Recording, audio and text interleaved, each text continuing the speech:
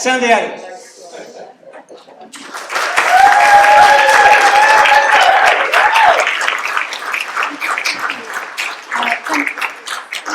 Can you hear me? Yeah, you can. Yeah, I mean, just a little bit about me, very briefly, because I've got a lot to get through tonight. My previous life was in corporate live events. I trained as a set designer, and I worked in theatre for years and loved it. And then, you know, the pressures of, you know, having a family and a house and all that, I went into corporate live events, and I had the misfortune to work with all the bad people. I worked for Google, I met Eric Schmidt. I worked for Microsoft, I met Bill Gates, boo, hiss. And I realised that what I was working for was, you know, really not what I wanted to be doing. And I left it all. And, you know, it cost me, you know, my entire life, basically, apart from I've still got my children and I've still got, you know, myself and my soul. Yes, I split up with my husband. And anyway, long story. But it was almost like a breakthrough, or, you know, it was a breakthrough rather than a breakdown. Oh, that's going a bit funny. Yeah. Is that? Yeah, just put down Okay. But long story short, I was working on a big installation for Microsoft, and it was really about smart technology. And I got a really a big sort of download that this is going into a very dark place. And Bill Gates came to look at it, and we all shook hands with him, and he did interviews for the BBC within that installation. And I realised after a few months of working with these corporates, I worked for Bloomberg, I worked for all the bad people, you know, GlaxoSmithKline, I had to get out, and I did. But I did shake hands with the Antichrist, yeah, I did, sorry. Anyway,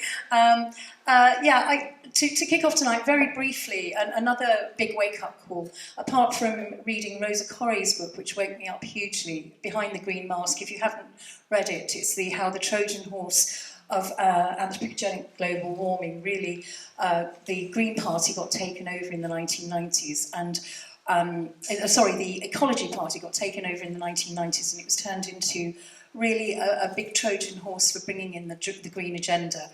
And she explains it very well in Behind the Green Mask. And she was a wonderful woman, and sadly she passed away last 2021, I think it was. And she was a great friend and ally, and she really put forward the whole Agenda 21 story in America, and sadly she's passed away now.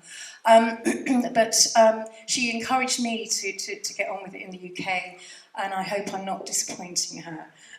Anyway, briefly, this is it's a bit fuzzy, but this is what the Somerset levels looked like in 2014, which was another wake-up call, because 65 acres, 65 miles of Somerset was underwater, and it was more than a spring rainfall. There was the infrastructure of everything along the Reens and everything had been destroyed and neglected, and the Environment Agency had been put in charge of it and had really allowed it to be basically just degraded, and the Somerset levels flooded. Now, I was down there at one point doing a film on geoengineering, funnily enough, and we stopped because of all the rainfall. Everyone was saying it's geoengineering. So we stopped filming and started sandbagging, because that was what was needed to be done. And I was stunned that there was no one helping the local people. People were being displaced from their houses. Livestock had to be moved. People had to move. Their farms were underwater. People were absolutely on their knees and had no way of actually getting out of their houses. The local pub blew up dinghies, and there was a huge effort from the locals. And it was like D-Day. It was like this wonderful wartime spirit, but there was nobody from the government, nobody at all. There was no army, no navy. The Environment Agency hadn't turned up. It was a disaster. And the local village hall was the place where the hot cocoa, teas and coffees and blankets were out. And people were absolutely stunned. What's going on here? And soon, all the reporters arrived on the bridge, watching the levels of the River Parrett going up and up and up. And I happened to meet a journalist on that bridge, and his name was Christopher Booker. He was an elderly gentleman, very, very good journalist, and he worked freelance at the Times, Telegraph, and all those newspapers. And he said to me, because I told him I was studying, really going into Agenda 21. He said, "This is Agenda 21 in action. What's happening now?" He said, watch my article in the Telegraph this coming Sunday."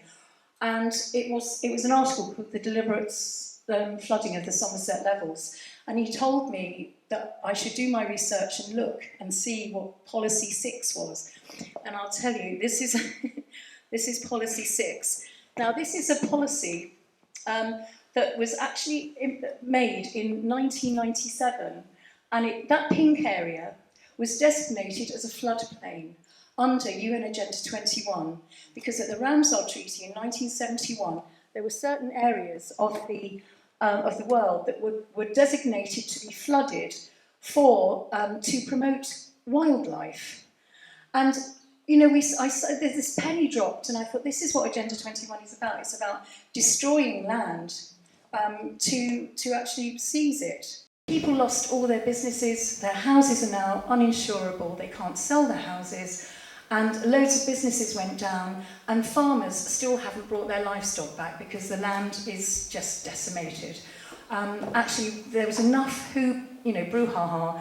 Eventually, the Environment Agency came down, Prince Charles arrived, and the Army and Navy came down, well, the Army, not the Navy, the Army came down for literally what I call a photo shoot, because they arrived, they were handing sandbags to each other down the line, and then they went home. They didn't stay. And it was just for the BBC. And I thought, this is horrendous. Anyway, that's my story about my wake-up call. Now, I'm just going to go through these slides, and then we'll have a break, hopefully. And what I want to do at the end is go through the 17 goals of Agenda 21, if you can bear it. Anyway, the United Nations, this is a disclaimer on there. The United Nations are behind Agenda 21. They created it. The United Nations and its agencies, properties and assets, wherever located and by whomsoever held, are immune from every form of legal process, search, requisition, confiscation, any form of interference, whether by executive, administrative or judicial, legislative action, can freely move funds, gold or currency between countries, will be immune from taxation. The UN are immune from prosecution, but can themselves bring legal proceedings. So they're absolutely untouchable. And I'm just going to give you a timeline of all these organisations who actually have implemented the tyranny that we're living through now. And if you don't acknowledge that tyranny, you soon will, because I'm going to be sort of like going for it a little bit, because, there are solutions, and it's all down to us and keeping our souls and everything centred. And literally, we're in a spiritual war, and it's full on. Now, the organisations, the Rockefeller Foundation, to me, from my research, the Rockefeller Foundation seemed to be behind almost everything. So they were formed in 1913, and then we had the Council of Foreign Relations in 1921, the Lucis Trust in 1922. Now, the Lucis Trust is the if you like, the publishing company for the UN, and it used to be called the Lucifer Trust. It was to do with Madame Blavatsky. And there is this there's this Luciferian streak running through the United Nations. The Rockefeller, I'm not going to go into that too much because it might be too much for people, but there's the Rockefeller Brothers Fund in 1940, the United Nations in 1948, the Club of Rome in 1968, and the World Economic Forum in 71, and the Trilateral Commission in 78. Just to give you an idea of the organisations that are kind of behind this. Now, one thing I just want to point out before we go too far is that, unfortunately, we're on our own here. Currently, there's no government internationally that represents the people, or has the interests or welfare of the people as their primary goal. These governments and town councils are private, for-profit corporations, and they're masquerading as public-private partnerships, which are not public at all. It's actually, they're private corporations, and it's all to do with stakeholder capitalism.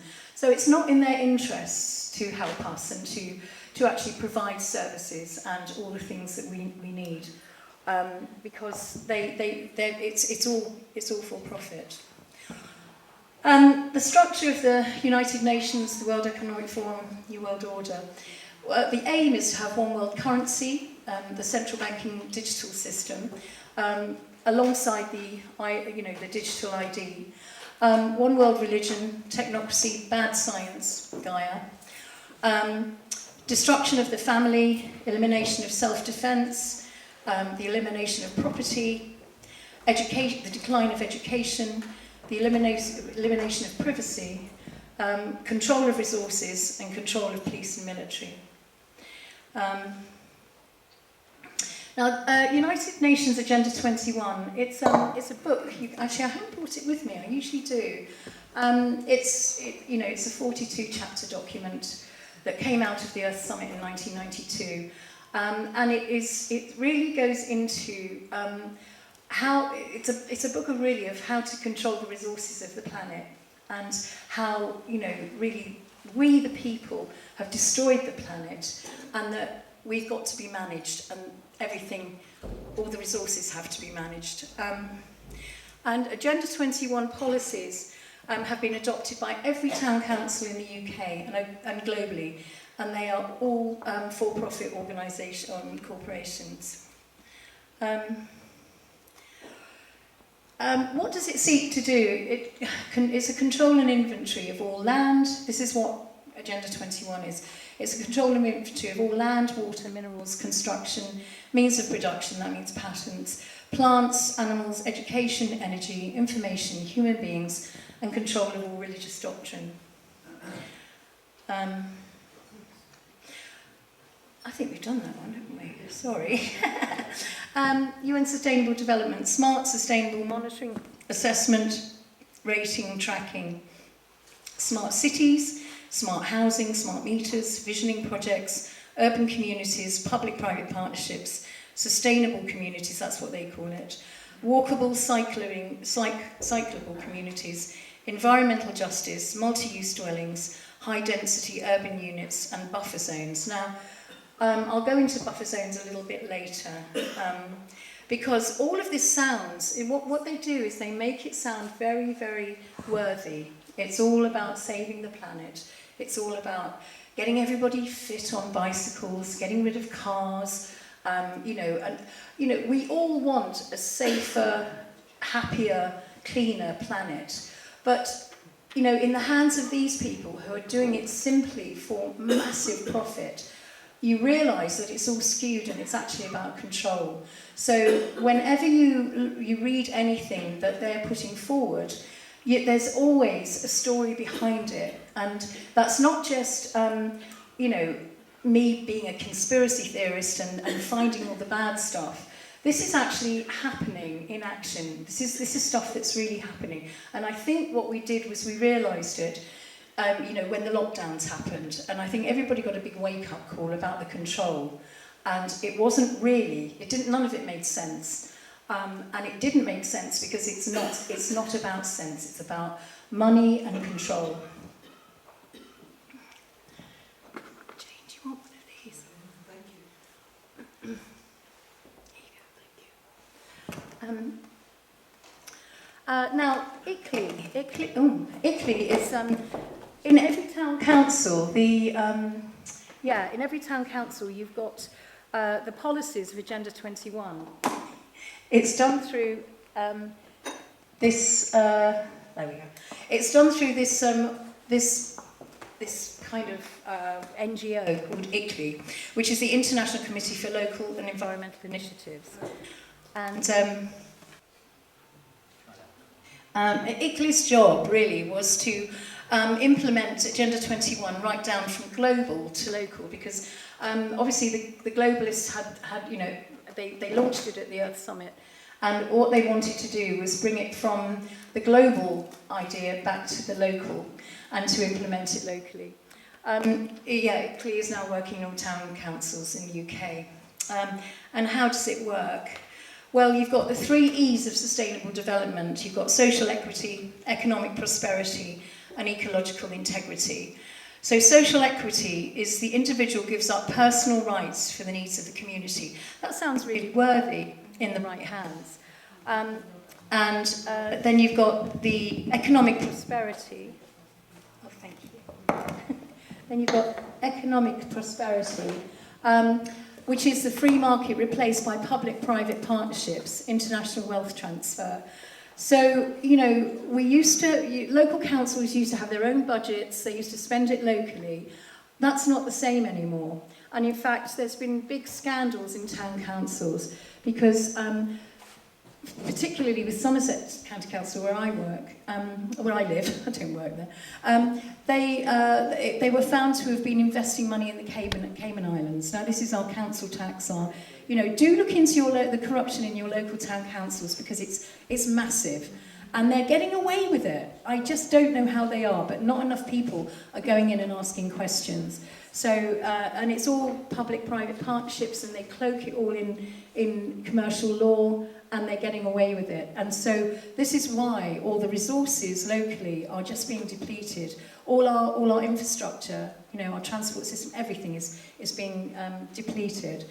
You know, the environmental needs become more important because, for instance, with some land seizures, as Rosa Corey was talking about when I used to talk to her, when she was working in the Bay Area of San Francisco, she was a land appraiser, and she found that land was being seized by the state to actually protect some sort of little furry animal.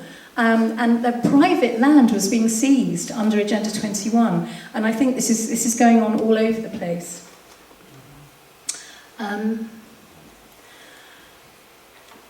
Oh yeah, I just wanted to talk about the Intergovernmental Panel on Climate Change, because this was a panel that was set up after the Earth Summit in 1992, and it was supposed to be the think tank and the people. It was supposed to be made up of climate scientists, but there's very few climate scientists or astrophysicists on that panel. It's mainly policymakers and maybe a few biologists. But it's their job to really promote the global warming, or I still call it global warming, but the climate change agenda. In order, they're the kind of the front-facing. So if you hear anything, you know, about climate change, they'll say, oh, but the IPCC says, you know, this, that, and the other, and that Attenborough's right, and you know, everything that Attenborough says is right. And the thing is that they actually are being paid for by big money behind it, the people who have set up the climate credit banks. So there's big money, you know, sloshing about with all these people that come up with the right information. Now, what does it seek to achieve? It's top-down global governance. Populations moved into concentrated urban areas called smart cities or human settlement zones near train lines. Now, a lot of people think this is nonsense, that it's not happening. Trust me, this is their plan. You know, when it happens, I mean, I know that obviously there's a lot of smart cities actually being created right now, and Bristol is the flagship smart city of Europe. And, you know, they're testing driverless cars, they've put in all the smart infrastructure into Bristol. And, you know, this is happening, and they are still creating this agenda. No cars or air travel, well, we're seeing that now. Every human action surveilled and carbon taxed, we're seeing that now. You know, the surveillance state is really being pushed in. I mean, if you don't believe it, please, I mean, we've just been talking to someone called Aman Jabi, who lives in Montana. He worked in Silicon Valley for 24 years, and he is now whistleblowing. He developed facial recognition and smartphone camera technology. And he's the most amazing man. He's got a wonderful soul, and he's in contact with us at the moment. And he's now whistleblowing on all the technology that they will bring in, because he developed it, he knows. And, you know, things like the LED lights, the 5G towers, and the surveillance, the whole surveillance state that they're trying to hook up is all to do with the digital ID. And it's all to do with, you know, basically you will not be able to do, it's a Chinese social credit system, you will not be able to access goods and services unless you're either possibly vaccinated or at least you're complying to everything that they're laying out for us. And we're seeing this happening all the time. Every human action surveilled and carbon taxed. Now that is really about the social credit system, because every human action is surveilled and monitored and put onto the blockchain. If you, for instance, I mean, actually I'm going to leave it to Aman, because he's coming here when's Aman coming? When is it? In the new year. He's going to be coming in from Montana on a Zoom, because when you watch his stuff, and do look him up, Aman Jabi, it's A-M-A-N, and Jabi, J-A-B-B-I, he can explain far better than I this technology that will be surveilling you and actually putting us in a digital prison. We will not be able to move out of that digital prison unless we wake up and do something about it, and that's what I'm here for, and that's what I've been doing for the last 15 years, because I've been banging on about Agenda 21 for 15 years and doing talks all over the country and talks online. And the thing is that, when I started this, I thought that we could beat it, because I thought they were just going to do it through climate change and bad science. And I've realised it's far beyond that. It's huge, it's massive, and it's actually about digital slavery and the slavery of all human beings, and they're getting away with it at the moment. It's a concentration of wealth and power of the surveillance state, surveillance capitalism, and a cashless society. Well, this particular slide, I think I did about 2014, and most of it's come true. So yeah. Now, on a small scale, not a small scale, but on a significant scale, the government are at the moment attacking us on freedom of movement, because they're trialing this traffic filter system in Oxford, Cambridge, Canterbury, and London, and basically they're giving people this plan restricts people from driving outside their designated zones in a partial lockdown scenario. They're given a 100-day permit per year. This equates to 2 days a week that they can actually move freely. The council will put in an infrastructure so that you will not have to leave your zone, i.e. they're putting in shops and amenities, everything you need will be literally on your doorstep. You don't need to leave your zone. And if you do, you get fined £70 a time if you go through the filters. It's what's known as a 15-minute city, so that basically everything is within 15 minutes of walking distance of your house, so that you'll be restricted from leaving.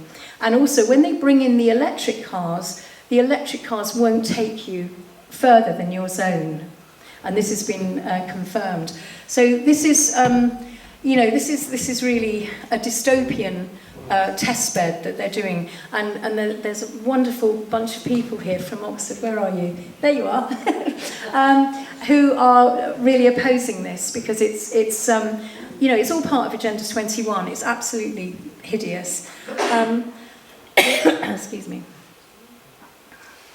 Now this is Maurice Strong, and he was the Secretary General of the Earth Summit of the United Nations at the time that the Earth Summit actually was going on in 1992. It was in Rio de Janeiro, and he's quite an interesting character. He was Secretary General of the United Nations. He's the grandfather of Agenda 21. He headed up the Earth Summit. The Earth Summit is sometimes called the Unsaid Conference, UNCED. He's a member of the Club of Rome Trilateral Commission, Council of Foreign Relations, and he's a member of the Fabian Society. He's a self-confessed communist in ideology and capitalist in methodology. So he's actually, the perfect communitarian, because that's what communitarianism is. It's a form of communism that is actually corporate-led and capitalist-led.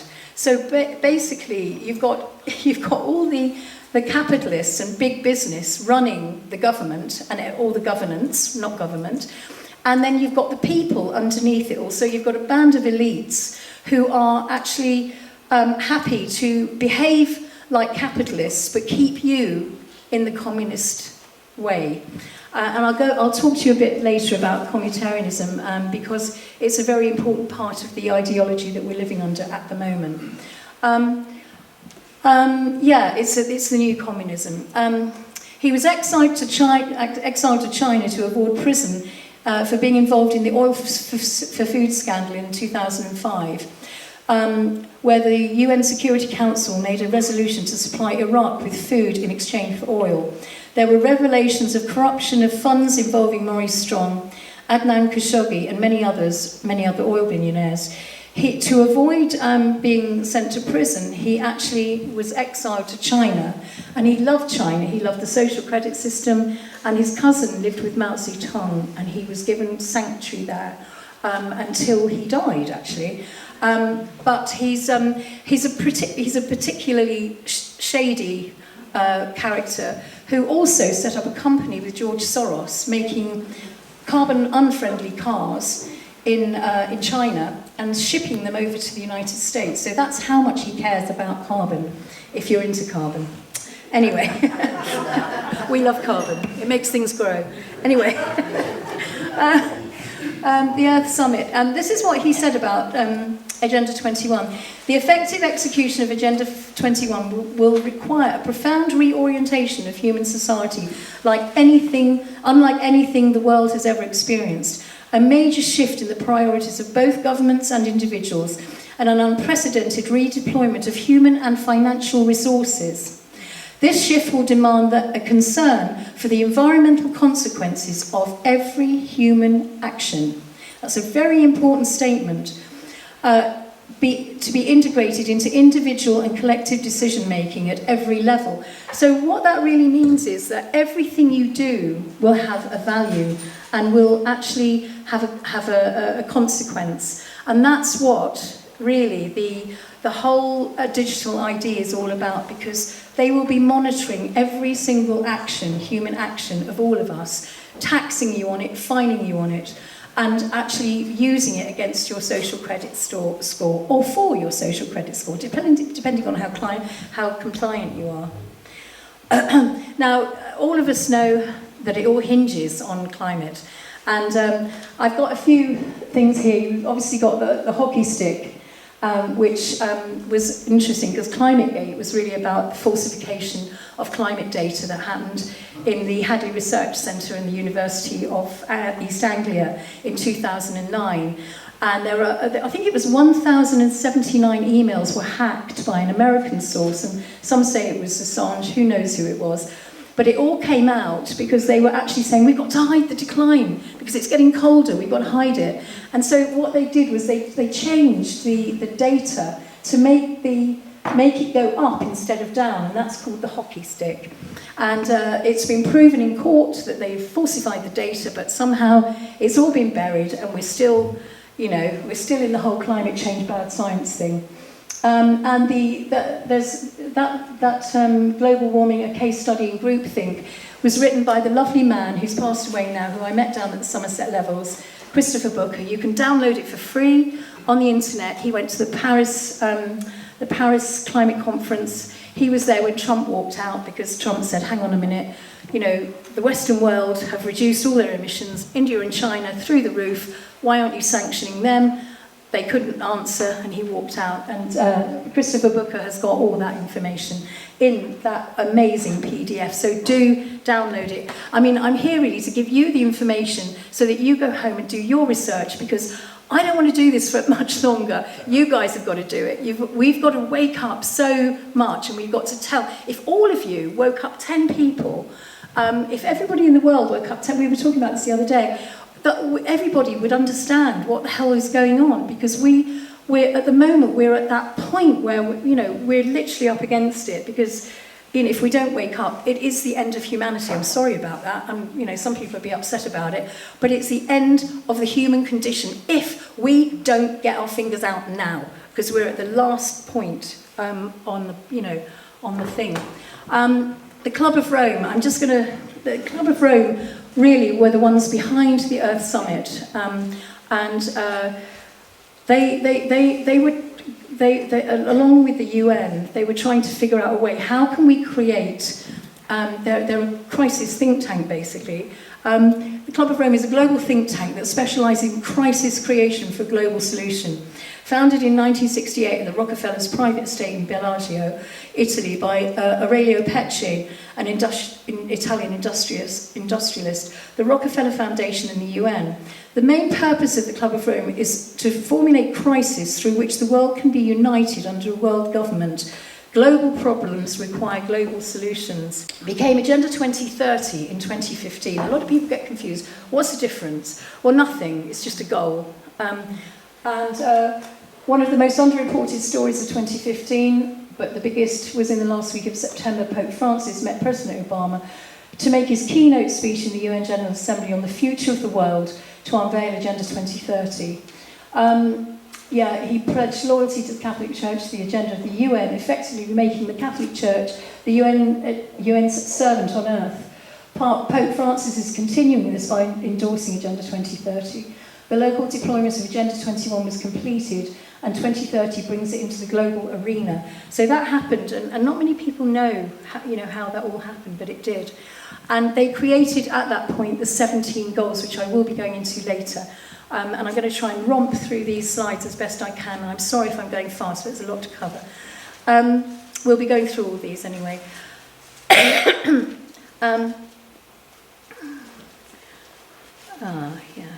there. I also want to just talk about the technocracy movement of the 1930s, and I think I need to do this slide first, actually. Yeah, the technocracy movement of the 1930s is pretty much what was happening in the 1930s that's happening now. I mean, if you remember, in the 1930s we went through a terrible depression in America and England, all over. A lot of at that time in America, a lot of everyone was sort of fed up with politicians and who isn't, when there's a depression, and it's pretty much like it is now. But what really happened is that it was a movement after the depression, and it was led by political scientists and engineers. M.K. Hubbard and Howard Scott from Columbia University headed it up. And M.K. Hubbard was the peak oil man. He was a political scientist, and he'd studied a lot of oil and gas and how it all flows and all that stuff. And he created the peak oil debacle, let's put it that way. They proposed a replacement of capitalism with an energy-based economy as opposed to a price-based economy that we have now. It was introduced by the Trilateral Commission. It was kind of reintroduced by the Trilateral Commission in around sort of 1973 because it failed. They tried to push this technocracy movement in the 1930s, and they didn't really, whether it was because of the World War that happened a bit later, I don't know, but they didn't actually get it off the ground. They really pushed for it, and I'll go into detail about how they did, because it's important, because one of them was Elon Musk's grandfather. So anyway, Brzezinski reintroduced it as the new economic order in 1973, known as sustainable development and the green economy. Many alumni of Columbia University are heading up the present agenda. Klaus Schwab was there, Amitai Etzioni, George Soros, David Rockefeller, Zbigniew Brzezinski, he's dead now, and more. They were an elite group of technocrats trying to implement what was then global warming to create a new carbon-based economy. Now that was in 1933, and it's unbelievable that they're still at it today. Now I'll go back, because this is Operation Columbia. Now this was quite interesting.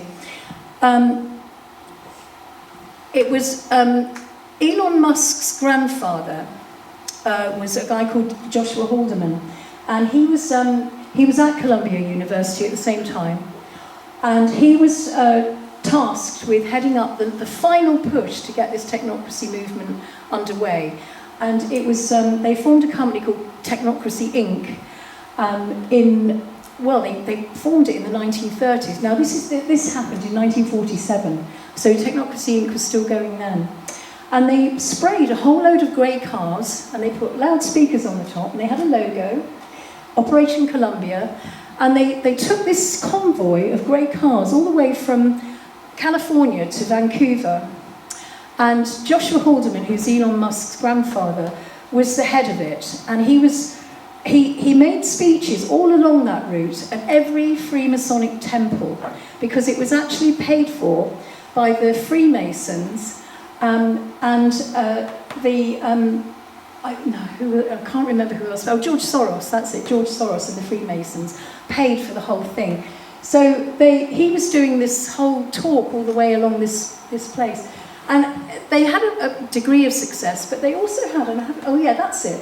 There's a big thing on the top of one of them, and they called it the all-seeing eye. So that every Freemasonic temple, they actually had this searchlight so people could see where they were, and they called it the all-seeing eye. I thought that was interesting anyway.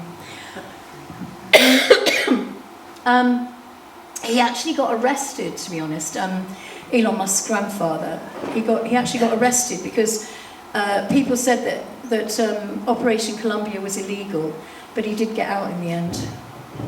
Now this is Zbigniew Brzezinski. I mean, he looks totally evil, but he wrote in the 1970s. He wrote a book, Between Two Ages, America's Role in the Technocratic Era. He studied with M.K. Hubbard and Howard Scott, and he was key in really organising this ideology.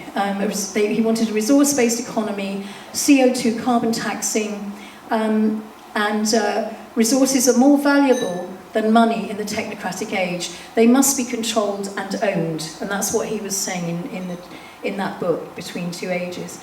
Now, I just want to go through the bones of Agenda 21, because obviously it didn't just appear out of nowhere. And the very first Club of Rome report, Agenda 21 was born from 3 major Club of Rome reports. And the first one was in 1992, and it's called Limits to Growth, and it's all about population control. And it really is a book about resources, finite resources, apparently, and all computer modelled, I have to say. And it was really a bit of a it was really trying to scare us all into thinking that there's too many people on the planet and not enough resources. Limits to Growth is a 1972 report on the exponential economic and population growth with finite supply of resources studied by computer simulation. Depopulation, the ideology of overpopulation, was very popular at this time. Yeah, there was a guy called Paul Ehrlich who had written something called The Population Bomb, and it never exploded. I mean, he made wild computer-generated, sort of predictions that the population would be out of control by sort of 1980. There wouldn't be enough to eat, there'd be famine, there'd be this, there'd be that. And of course, none of it ever happened, and that's because it was computer generated, and it just didn't happen, and it was based on false evidence.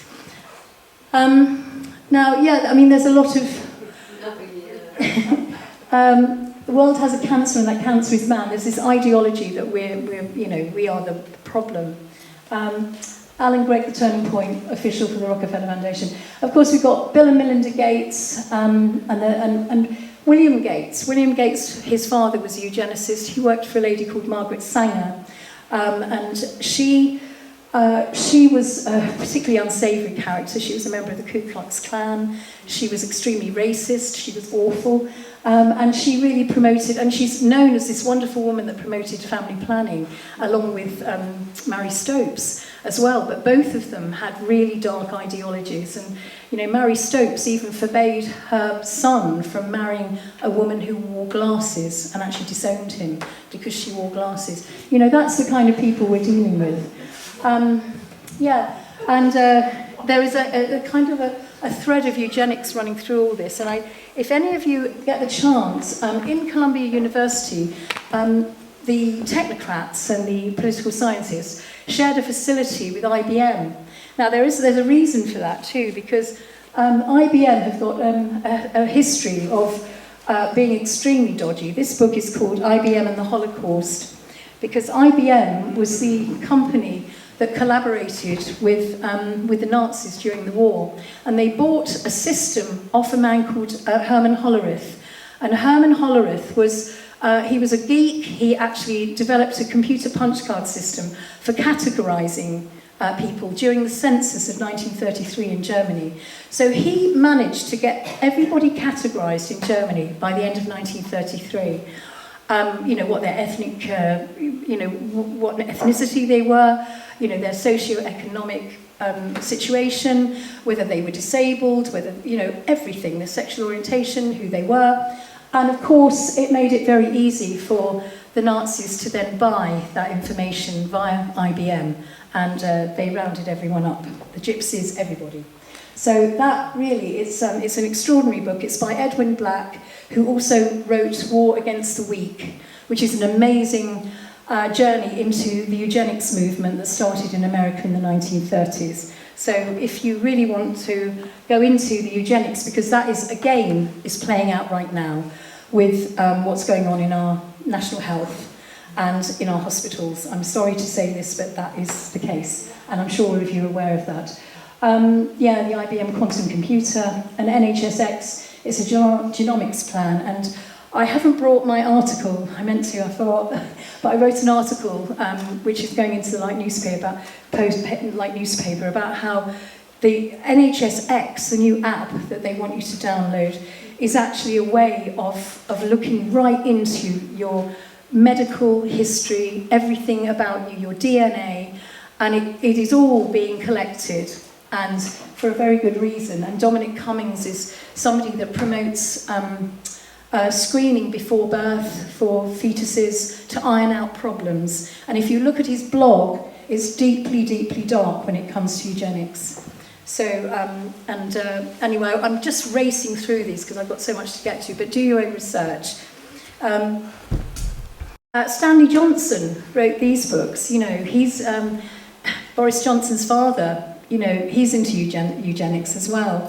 And again, he had this sort of Malthusian ideology, wanted to sort of make sure that, you know, he's one of those elites that just feel that certain people shouldn't be allowed to live.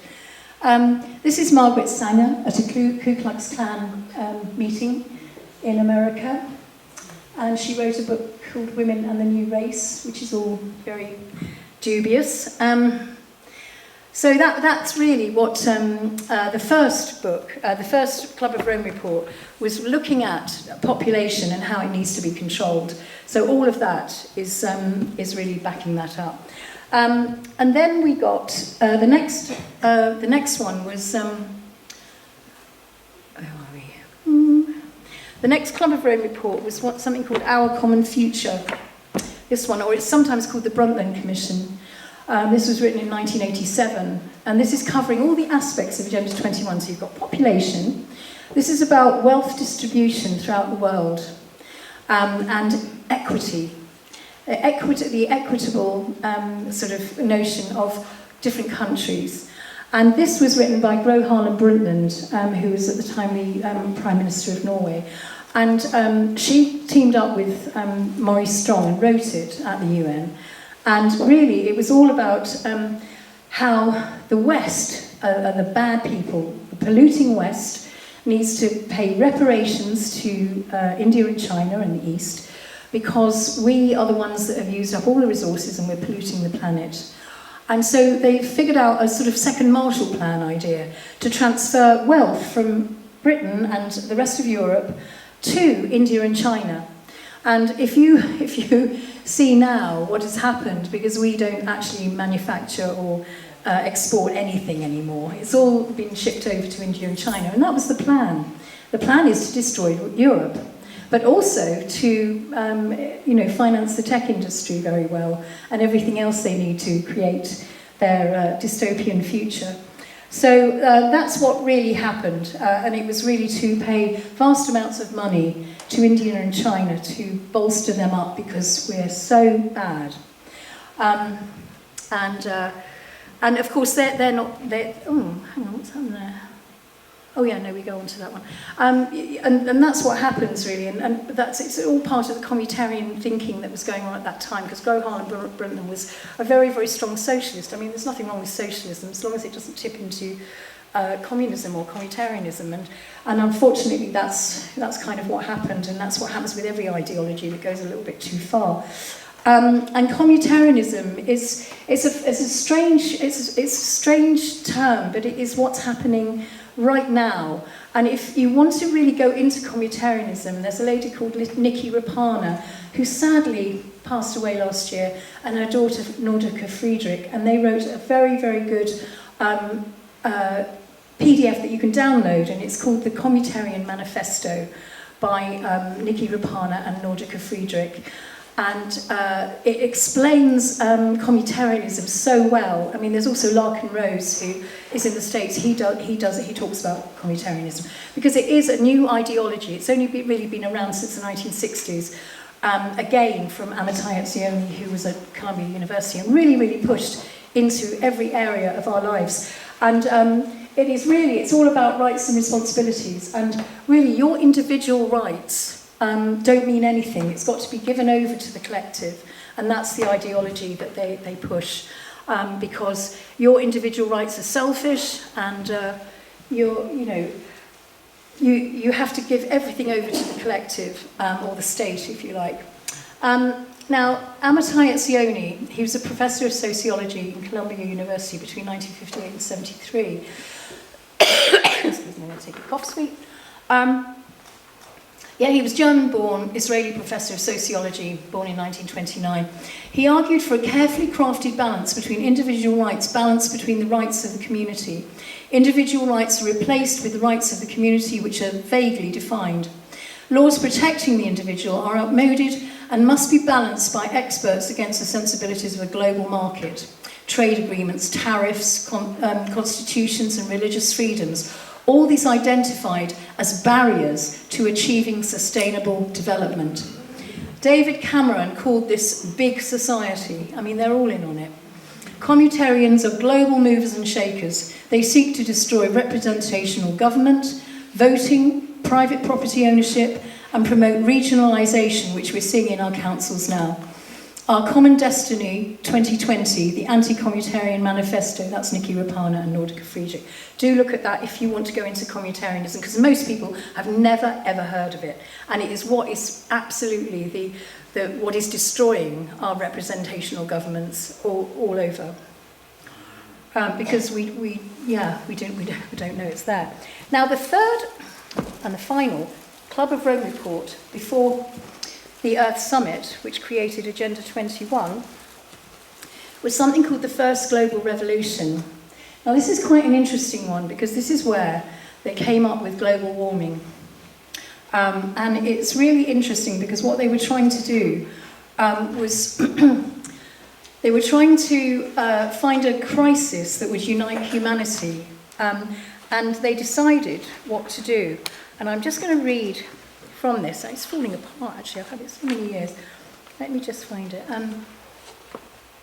A new enemy to unite us. We came up with the idea that pollution, the threat of global warming, water shortages, famine, and the like would fit the bill.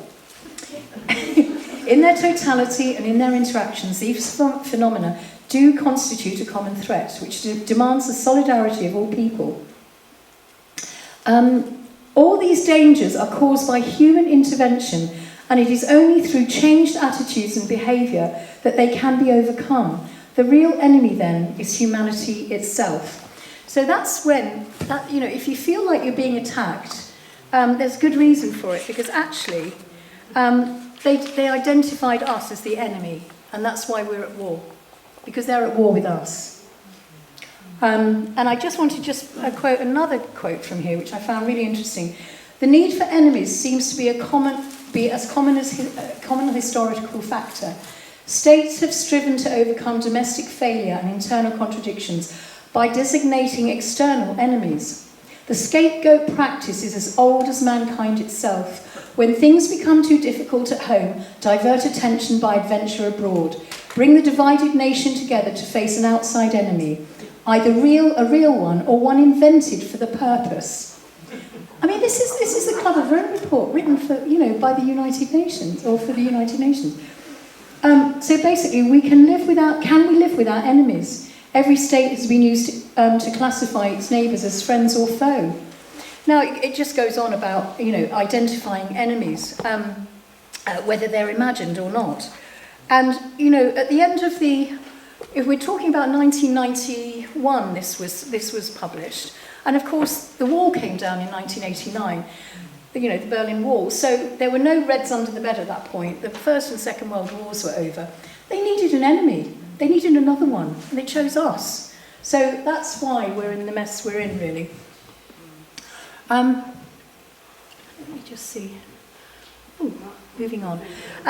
Now, after the Earth Summit, they published this, which is the Global Diversity Assessment. It's very big, and it is a 1,040-page document. And it's Agenda 21 put into action. It costs $3.3 billion to produce.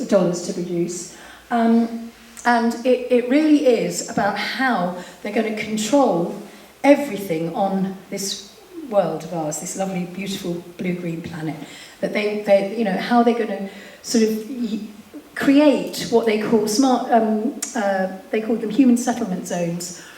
And that came through with the Wildlands project, which is mentioned in here. And how they're going to create smart cities with buffer zones in between, where there will be little or no human action. So it'll be federal or military.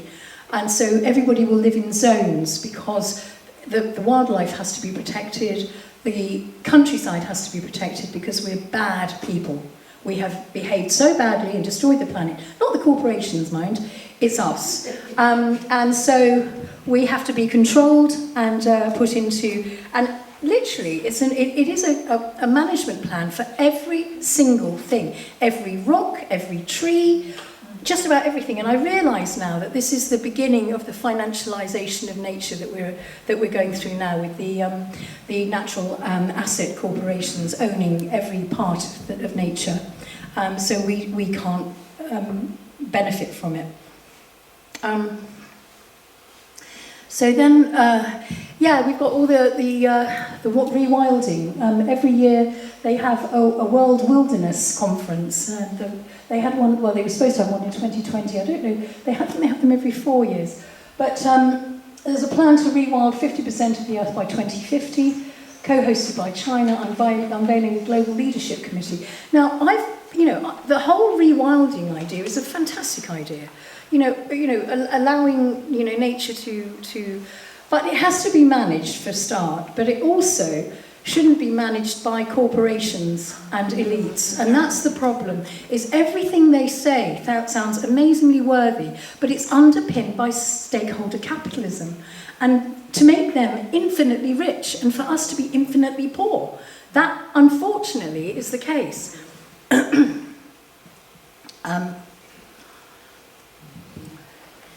The Great Reset World Economic Forum, as we know,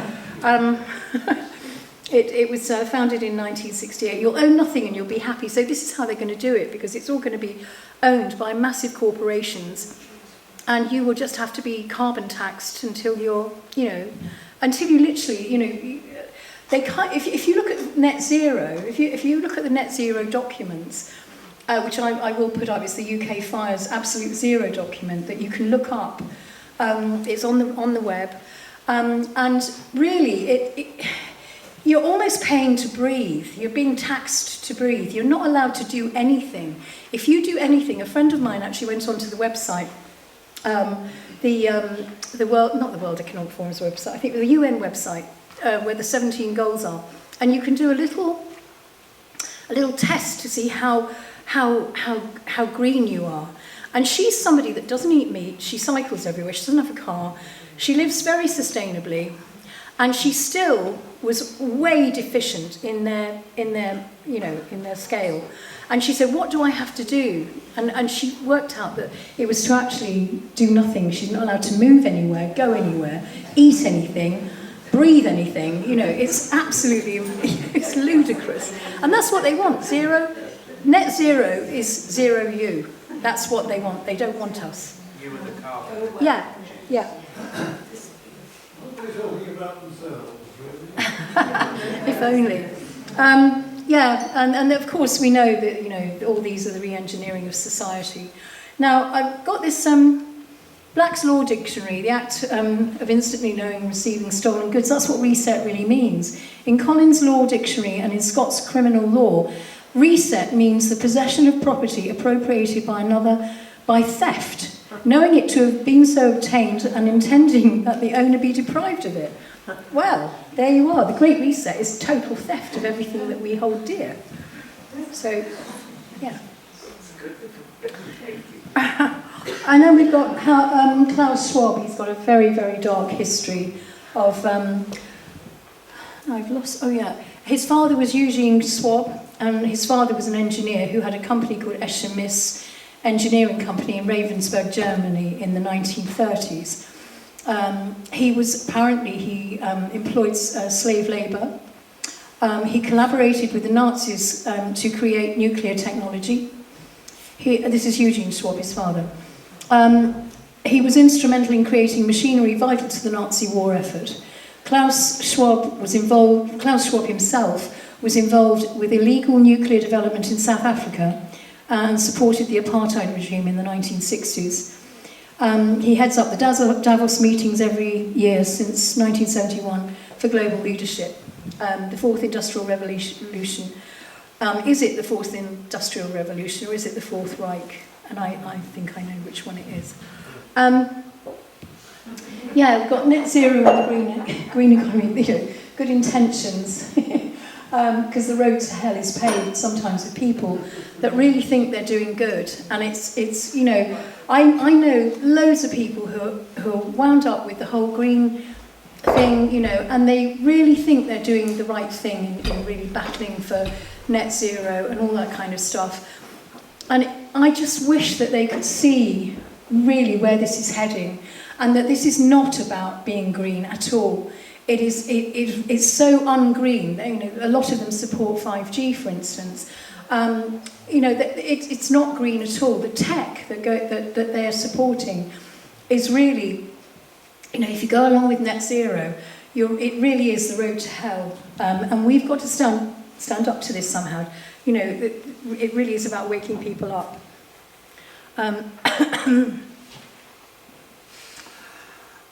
Net zero is zero U, and there's a little, it says, wealth gap between us is causing inequality crisis. What can we do to change it? And he says, sorry, can't help you, because they're happy that, there is this massive divide in the population of, there's a small group of elites and there's us. And then there's the absolute zero document. It's a bit fuzzy there, but do look it up. It's called UK Fires.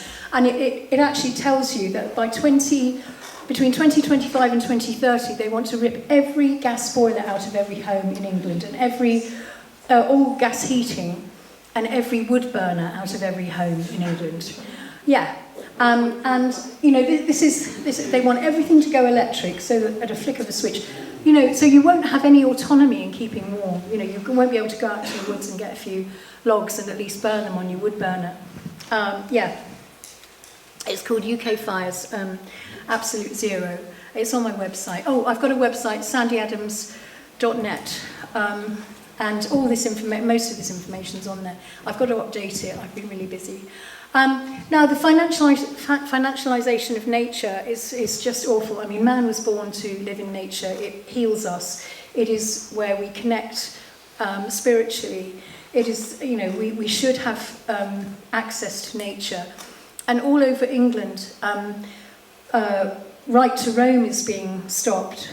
And there's all sorts of things going on where there's restrictions on where you can go.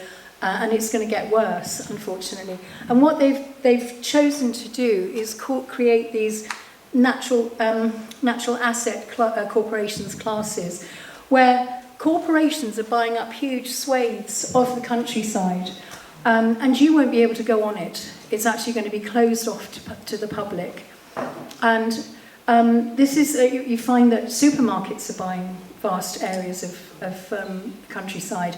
And I heard somewhere that a lot of the national parks are being bought up by corporations like, I think, Estee Lauder. I mean, people that have got a lot of money are buying up national parks all over England because they can make money on it. they can actually make money on it with non-fungible tokens on the blockchain. And everything that's produced by nature will be financialized.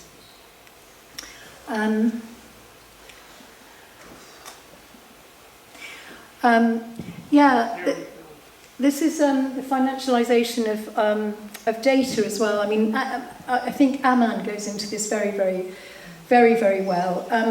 I mean, our children in education are being sort of completely monitored all the time. I mean, particularly during lockdown, all the data from our children doing sort of online learning, and they were pushed onto online learning, or everything that they do, their reactions, their eye movements, everything, and what's going on at home is all being harvested from them. And that sounds a bit, out there, but it's true. And you've got companies like Bloomberg and JP Morgan, not JP Morgan, what's the other one? Is it JP Morgan? Yes, it is JP Morgan, putting infrastructure into schools so that they can help children learn something called social and emotional learning, which unfortunately, has quite a dark side to it, because they're looking at their eye movements, they're looking at their expressions, they're trying to find out who are the leaders, who are the followers, what their emotional cues are. And all of this is data that they can actually use and sell on to impact investors to work out what outcomes children will have. And it's the outcomes that they're selling. It's a bit like selling futures on the stock market. And I'm sorry, I mean, this is really not good stuff. They're sold to impact investors via NFTs on the blockchain. Social and emotional learning is being monitored through facial recognition. And they've been using surveillance play tables where they watch, particularly small children at nurseries, they watch, which ones are, confident, which ones aren't. And they can categorise children. And unfortunately, there is this whole thing with the learning, particularly with older children, that everything will be STEM education. That's science, technology, engineering and mathematics. They're phasing out anything to do with the arts, because that won't make them money in their military industrial complex that they're creating. They want engineers, they want people who are going to be the techs. They're not interested in artists and dancers and people that, have a connection to soul. And so, as those children along the way, as they reach those milestones, tokens, not NFTs, non-fungible tokens, are generated on the blockchain, and that's where the impact investors get their return. And that's the way that they're creating this horrible financial system on data from children and outcomes. It's like futures, trading futures. And that's strategies. They're pushing this cell learning as something that's really good, like mindfulness and clarify thought, feelings. Let's help the children. But even the teachers are duped by all this. And it's it really is very, very dark. We've done Klaus Holt. We've done him. The global leaders. This is Klaus Schwab's global leaders. I mean, he's trained up all these people who've got very, very dubious CVs to run certain countries because they've done his global leadership training. And of course, they're all the people that It's Boris Johnson, Jacinda Ardern, Zelensky, Gates, and Macron. All the people that are now movers and shakers in this globalist agenda have all done Klaus Schwab's training, and that's the idea. It's almost like a form of common purpose, if you like, but a global common purpose, so that they are all all on the same page, build back better, and all that nonsense. The Global Leaders for Tomorrow, that was established in 1992. Are now called the Leadership Council for Future Technologies. His first students were Angela Merkel, Nicolas Sarkozy, Tony Blair. There's currently 1,300 graduates, including Jacinda Ardern, Emmanuel Macron, Jean-Claude Juncker, Justin Trudeau, Vladimir Putin. and I can't pronounce their name anyway, German Greens. They've all got very sparse CVs, and not all of them, but some of them. But they've managed to find themselves in positions of infinite power. And then, of course, we've got the WHO pandemic treaty, and this is quite concerning because where before it was the NHS and the government who actually had control over anything that happened during a pandemic. Now this will be given to the WHO, the powers to implement lockdowns like the ones we saw in Shanghai and Beijing, using increased totalitarian rule and house arrest. Why are the WHO given these powers? They're unelected and unaccountable. Did you vote for the unelected NGOs into power? This is, we have to really fight as much as we can against all this stuff.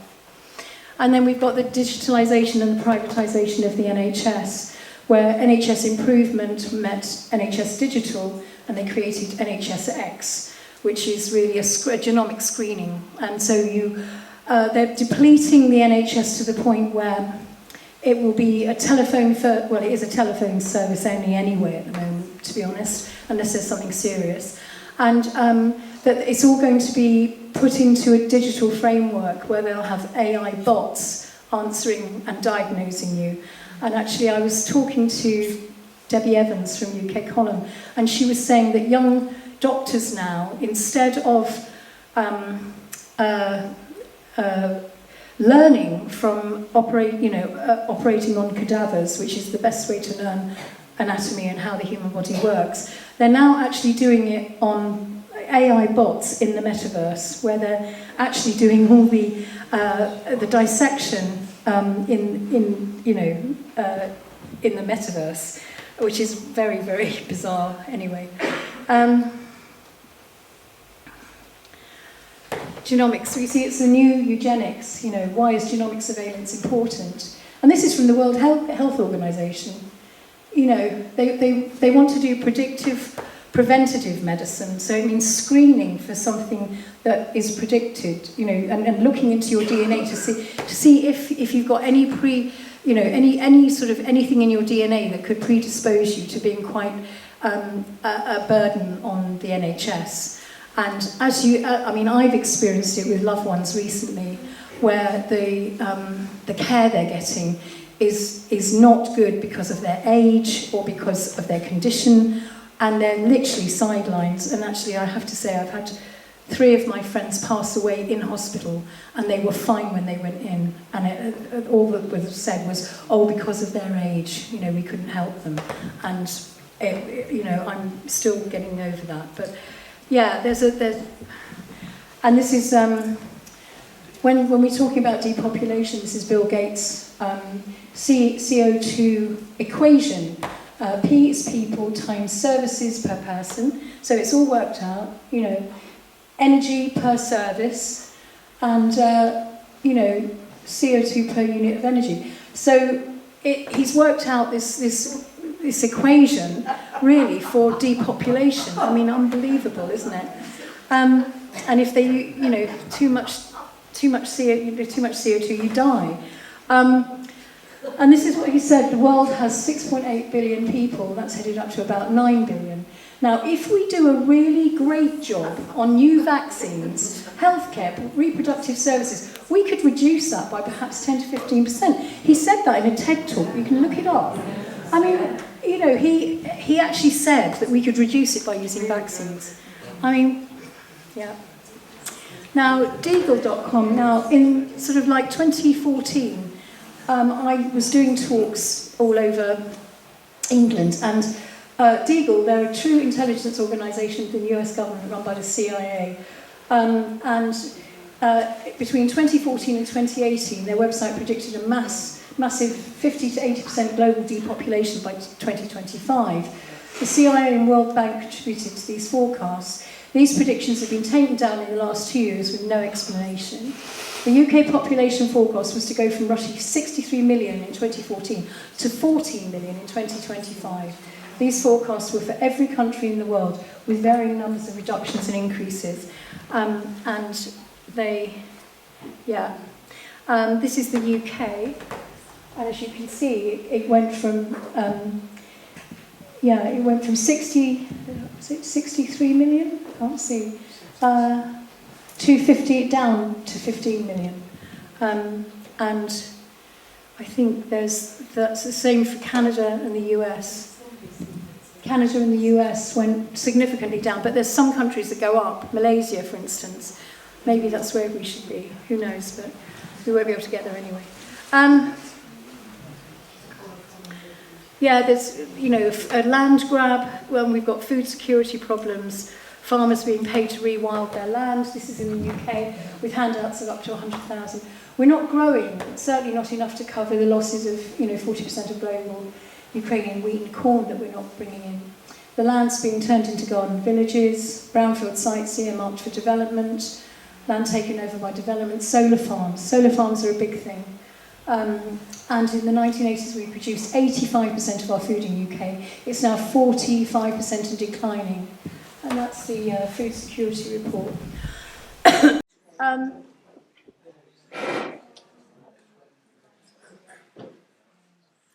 Now, just before the pandemic hit, the United Nations met. Klaus Schwab in Geneva, and they had a plan to accelerate the 17 goals which had been implemented in 2030 because nothing had happened. It wasn't moving fast enough. So they held a meeting called the Strategic Framework Partnership, and they signed the Strategic Framework Partnership to accelerate the 17 goals. And that's very interesting because that was in 2019, in June. And then in November 2019, the same people met at Johns Hopkins University in London, and they created Event 201, which was a tabletop exercise in pandemic preparedness. And that was, what if there was a pandemic that occurred in a wet market in Brazil, it was, and how do we deal with it? But along with the United Nations and the World Economic Forum, Klaus Schwab, they had also invited Bill Gates along, and of course he had the solution. So that is very, very significant, really, because that is what has pushed the agenda really forward, because since the pandemic, all the infrastructure for the smart cities and for the LED lampposts and all the wires that are going underneath all the tech has been implemented at night. And Aman will talk to you about that.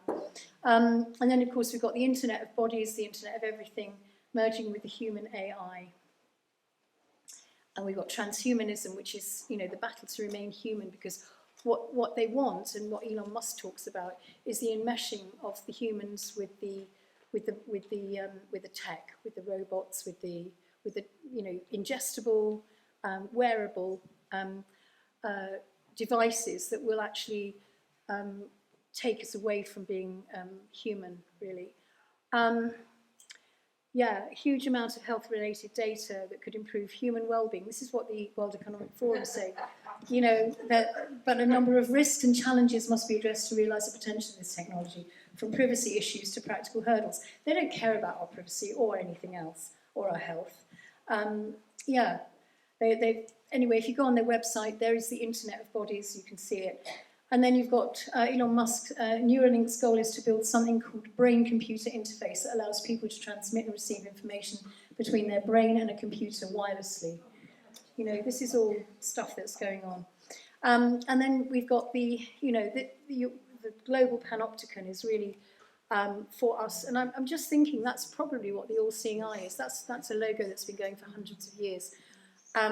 We're seeing that. It is the all-seeing global panopticon that we're facing. And the panopticon is really all about being surveilled everywhere, not having any privacy, and all our data being harvested from that. And Aman is the man for that. He's incredible, and I've just put his name at the bottom. But with AI and automated sensors, in theory, everyone will be watched simultaneously. The fact that people cannot know that they're being watched means that they are motivated to act as though they are being watched at all times. Thus, people are effectively compelled to regulate their behaviour. This is what the Chinese social credit system is all about. Now, this is Rudolf Steiner. Now, he predicted all of this, and he's an incredible visionary. I've been reading a lot of Edgar Cayce and Rudolf Steiner, and these people were amazing visionaries, because what this is all about is our human souls, and how our human souls, there's an attack really on our human souls, because what Rudolf Steiner said when he predicted all of this, and I totally resonate with this. He says, more than 100 years ago, Rudolf Steiner wrote this: "In the future, we will eliminate the soul with medicine. There will be a vaccine by which the human body will be treated as soon as possible directly after birth, so that the human being cannot develop the thought of the existence of soul and spirit. To materialistic doctors will be entrusted the task of removing the soul of humanity. As today, people are vaccinated against this disease or that disease, so in the future, children will be vaccinated to become immune to the madness of spiritual life. These children would be smart, but devoid of conscience, the goal of some materialistic circles. Once the etheric body is detached, the relationship between the universe and the etheric body becomes unstable, and man becomes an automaton. For the physical body of man must be polished on this earth by spiritual will.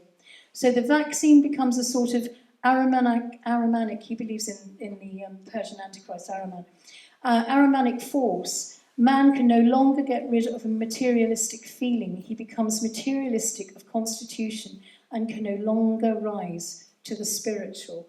Now, that, I believe, is something that is very true, that he predicted that, and that he's such a visionary. And there's a few solutions that I just wanted to just mention.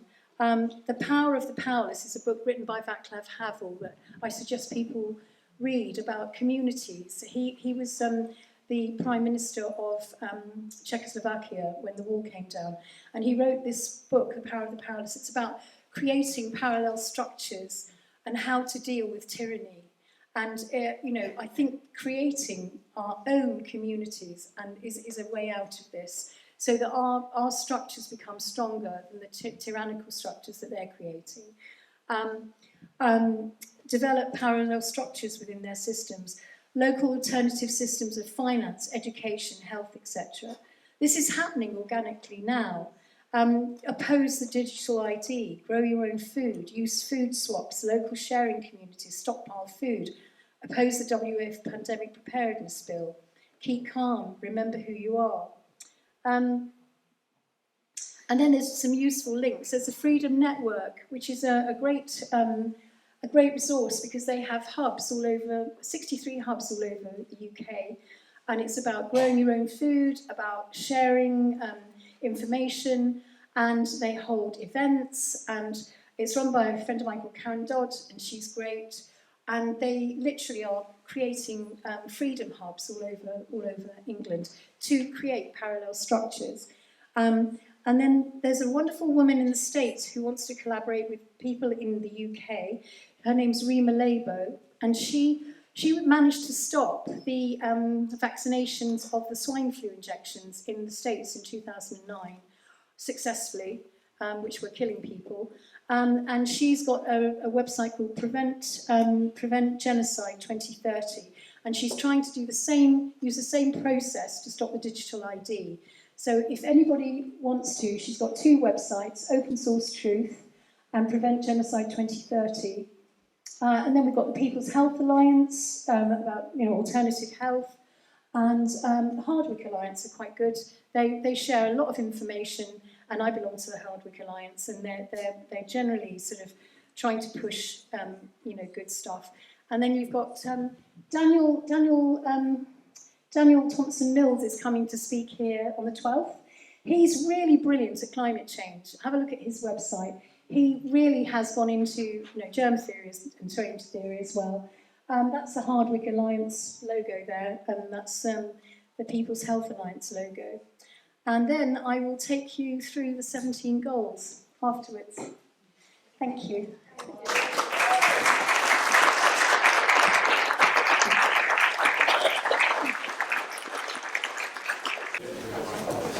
Thank you very much, Dave. Now,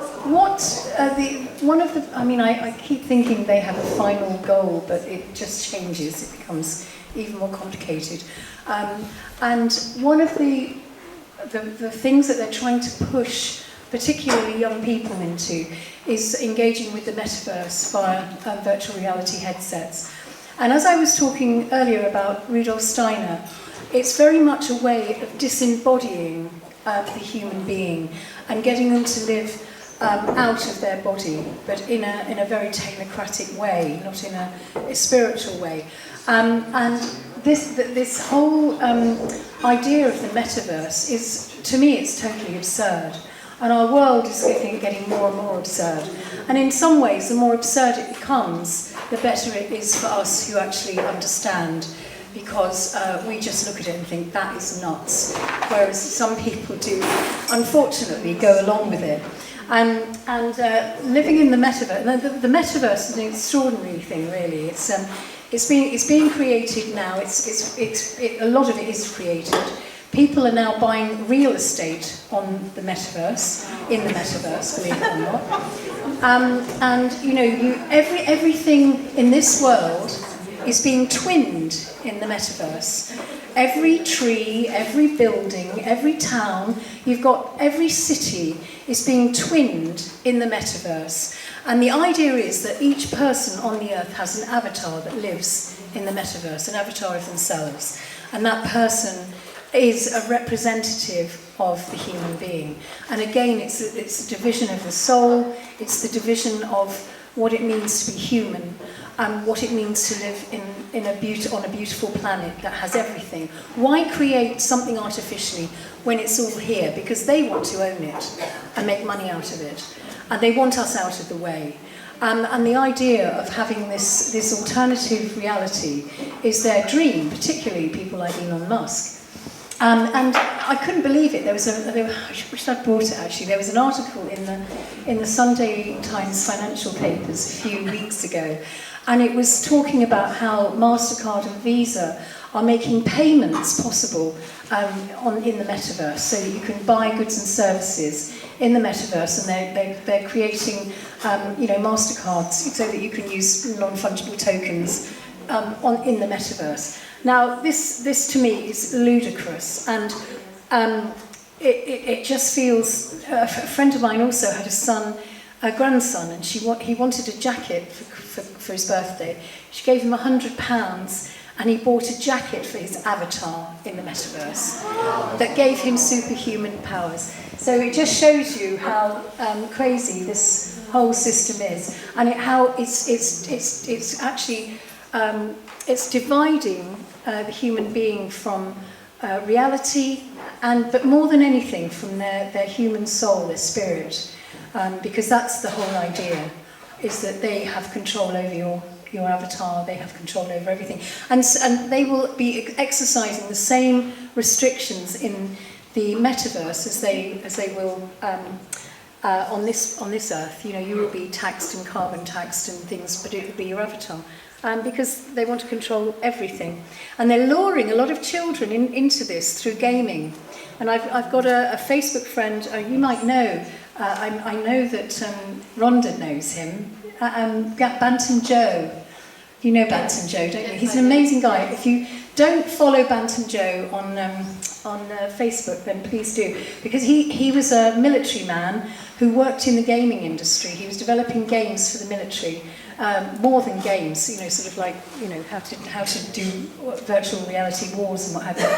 And he's really gone into this and realised that this is going to a very dark place. And it's really, they're luring children in via the gaming industry and, Warcraft and all that kind of thing and more.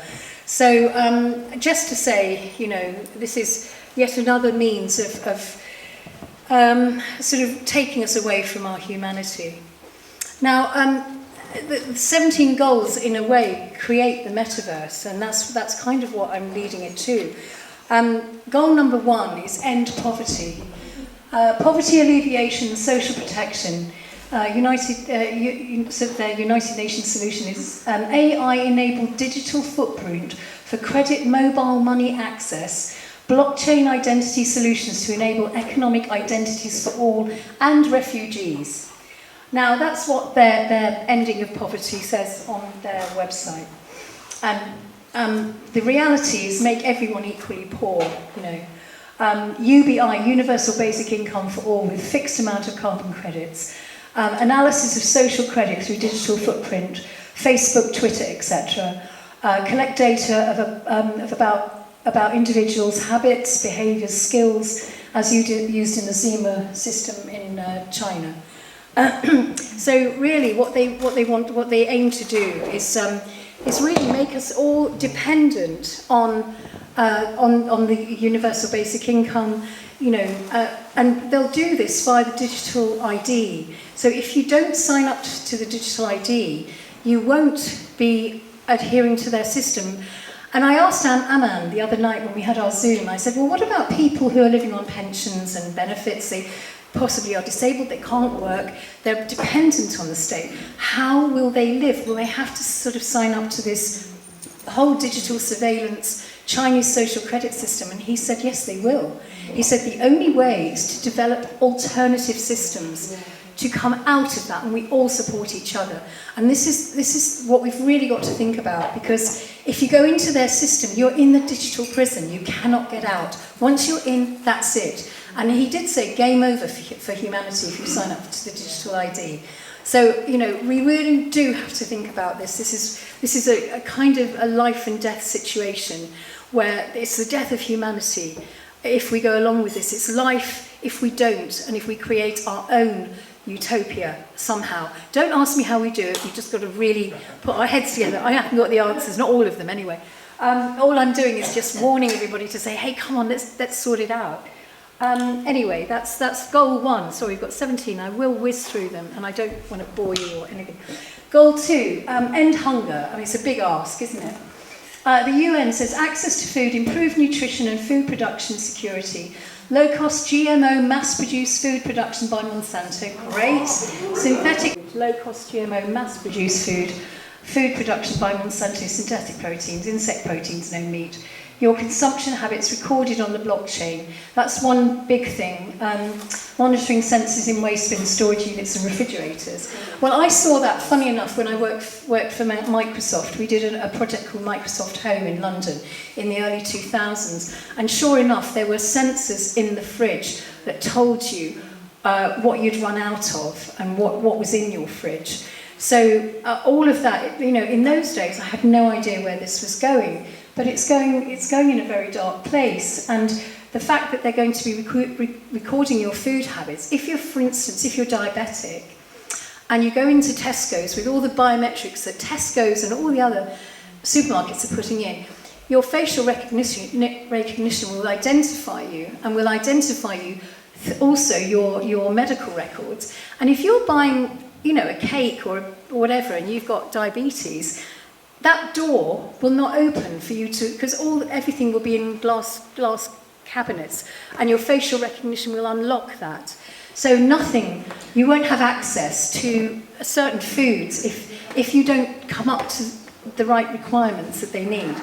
So, and if you've used up your carbon credits and you've eaten too much meat, the doors won't open if you want to buy something that you've gone over your carbon credits with. But Aman will talk to you about all of this because he's worked on it, and he's incredible. Goal 3, good health and well-being.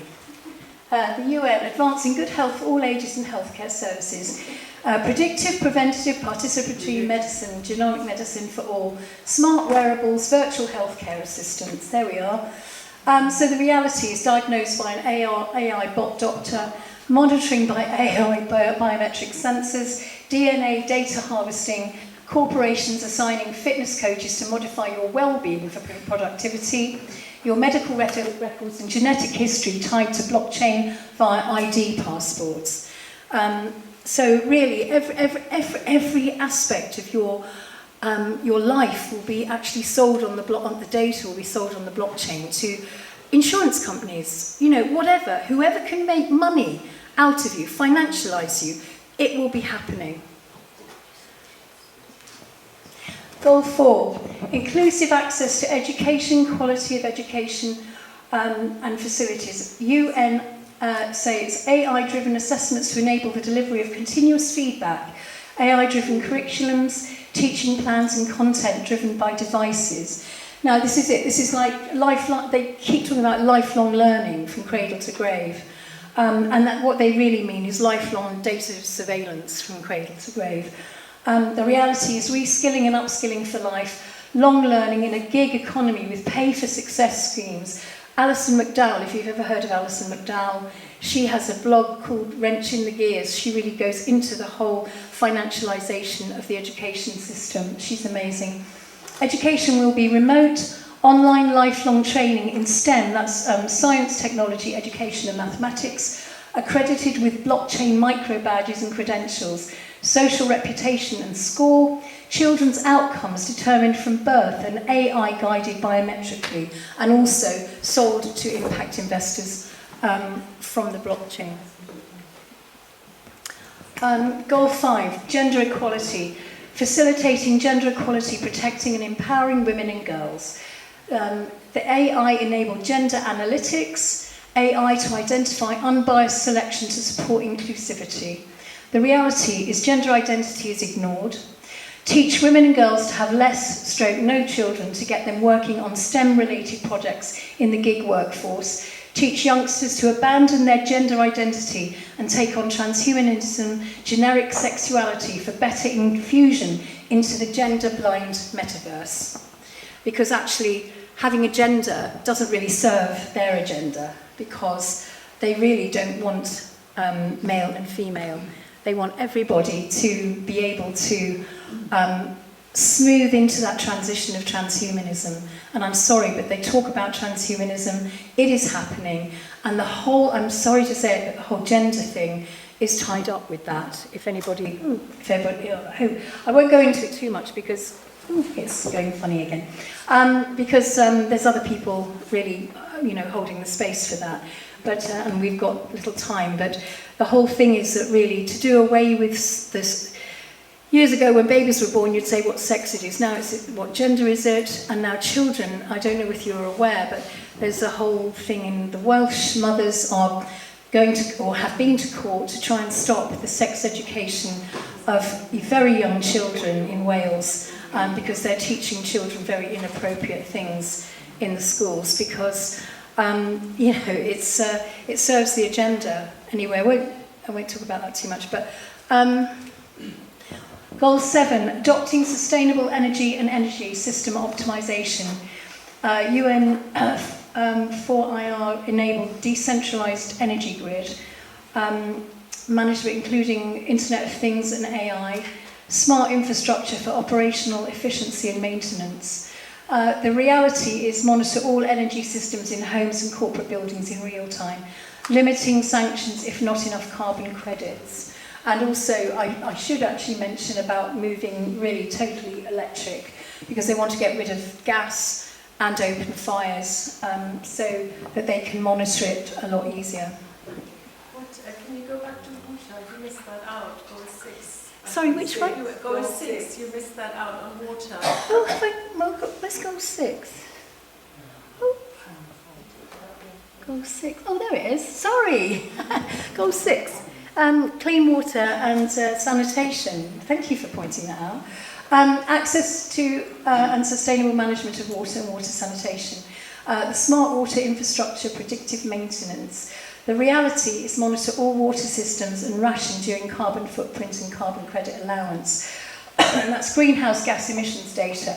But also, when I was working in the corporate world, I had to do something which was the Commonwealth, and they called it the Blue Charter, and it was about who owns the seabeds. And I don't know whether you know, but the Crown Corporation own all the seabeds around England. The Crown Corporation of London. Well, it's the Crown Corporation, it's also the royal family.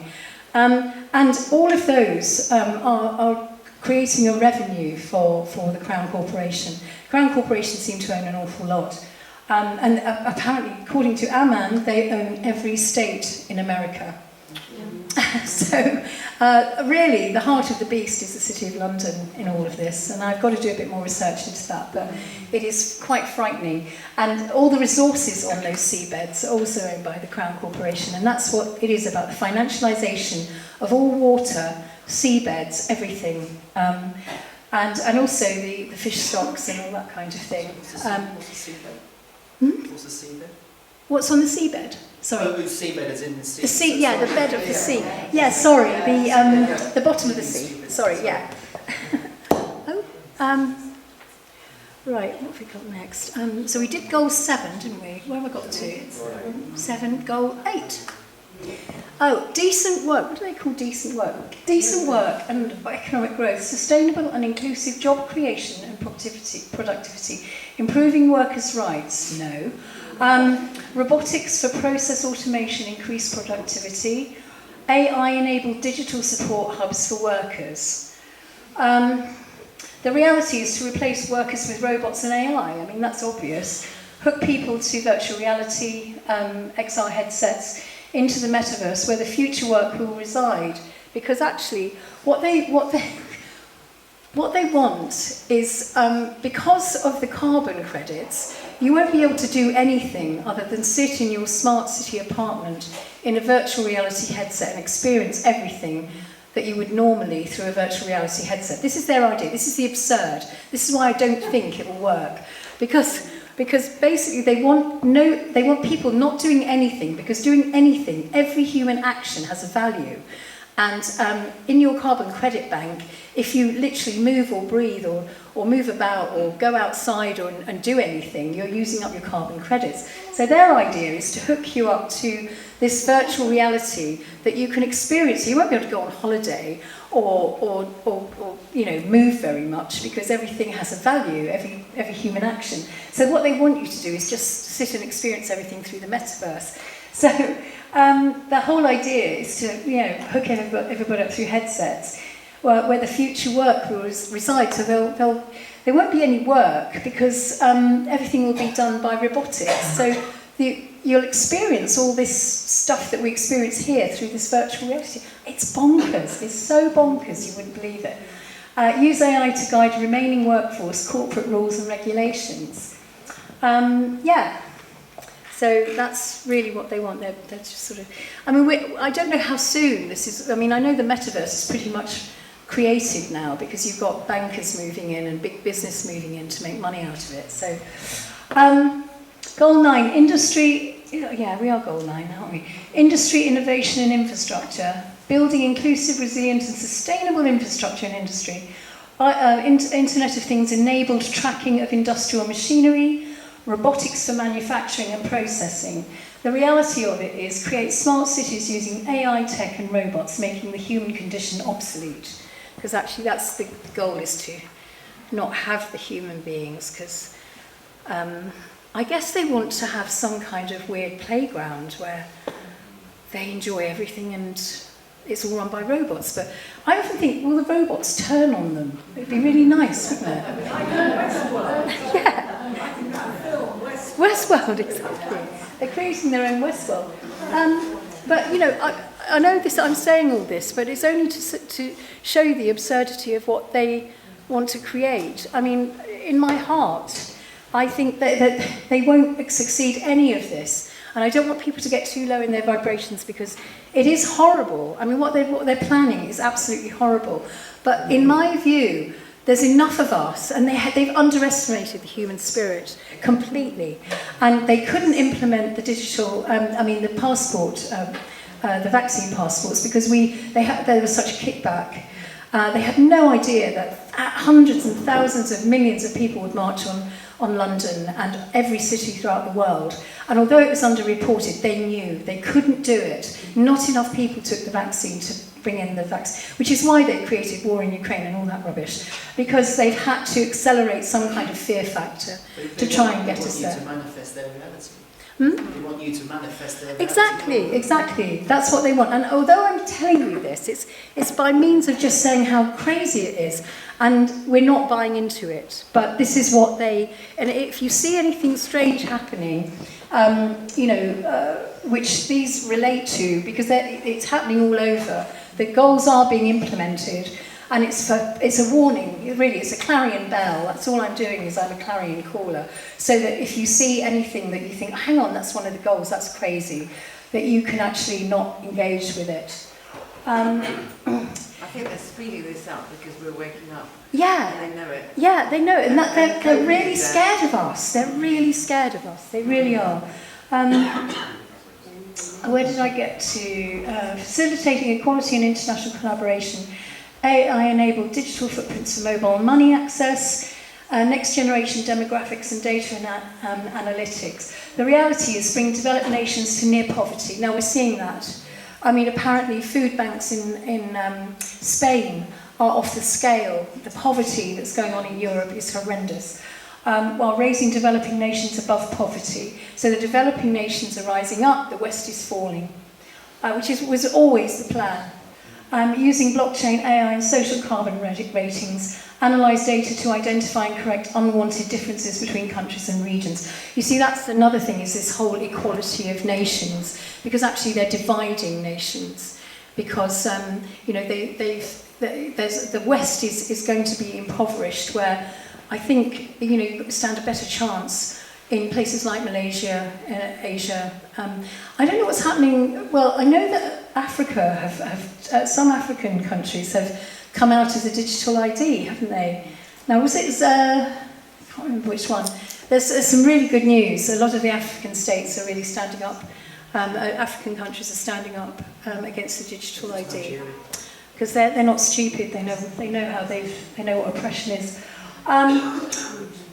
Goal 11, sustainable cities and communities, building smart, inclusive, safe and resilient urban systems. Sensor-based grid and AI, urban network, Internet of Things, management, waste, water, energy. So they're making loads of money on waste management. A lot of that is fueling. I mean, I heard the other day that Viola, who are one of the waste management companies, are generating more energy out of waste. And massive, there is no energy shortage. Apparently, a massive amount, I did have the figures, but there's no energy shortage because all these waste management companies are burning our waste, charging us to take it away, and then charging us fortunes for the energy. So we've got, wastewater, land use detection using drone tech and satellite for management. Now that's another thing, drones are a big thing that Anand talks about. They have the LED lights that we've got have got the ability to charge the drones that will be surveilling if they get their way. Reality is to develop smart cities with real-time monitoring using AI drones and satellites 24 hours a day. Surveillance, facial recognition, biometric sensors, self-driving cars, no privately owned cars or property, everything connected to wireless 5G, 6G, Internet of Things and Internet of Bodies. Responsible production and consumption, supply chain optimization and sustainable consumption patterns, AI and Internet of Things enable data on consumption and production, AI optimize logistics and distribution to minimize costs, emissions and waste. The reality of it is monitor and analyze everyone's consumption habits to lower carbon footprints. And tax them, by the way. Food and water rationing, more fake lab-grown food, recycling bins fitted with sensors to regulate and punish, toilet bowl monitoring, apparently. Apparently that's what they've got. They've got some idea. Yeah. I'm sorry, but I hate to bring that one in. But yeah, I mean, I don't get that bit. But anyway. Goal 13, climate action. Combating, there's no end to what they might do. Apparently that technology is being developed, toilet bowl monitoring, and sensors in your bins to make sure that you have recycled properly because you'll get fined if you haven't. Combating climate change and its impacts, earth management, big data platform, monitoring carbon emissions, smart and transparent land use management, The reality is build global panopticon for monitoring all natural life and life processes on Earth, using satellites, cameras, Internet of Things, sensors, drones, devices, AI and robots. Investors buy up all the land and property after the crash. They're doing it now anyway. CRISPR, if you don't know what CRISPR is, look it up. It's a genetic modifying technology, modifying all DNA and life forms on Earth for biodiversity resilience. Carbon and life processes become the new global currency. Everything is blamed on climate change. Now, I've got a friend that lives off-grid. She lives in the Welsh mountains in a van, and she collects all her water from the spring, from the Welsh hills, and she has her own wood burner in a van, and she's living really, really sustainably on her own, in this van. And she grows her own vegetables. She's got a little bit of land that she's got. Anyway, she was saying that they're putting up all this AI in the forests and in the Welsh countryside. They're putting up surveillance cameras in the countryside. And this is all part of it. It's because the countryside is being financialised. They don't want you, and you will be fined if you're seen picking up a log or from a fallen tree or anything. Or if you're fishing in a river, you will be fined because that doesn't belong to you anymore. Nothing belongs to you.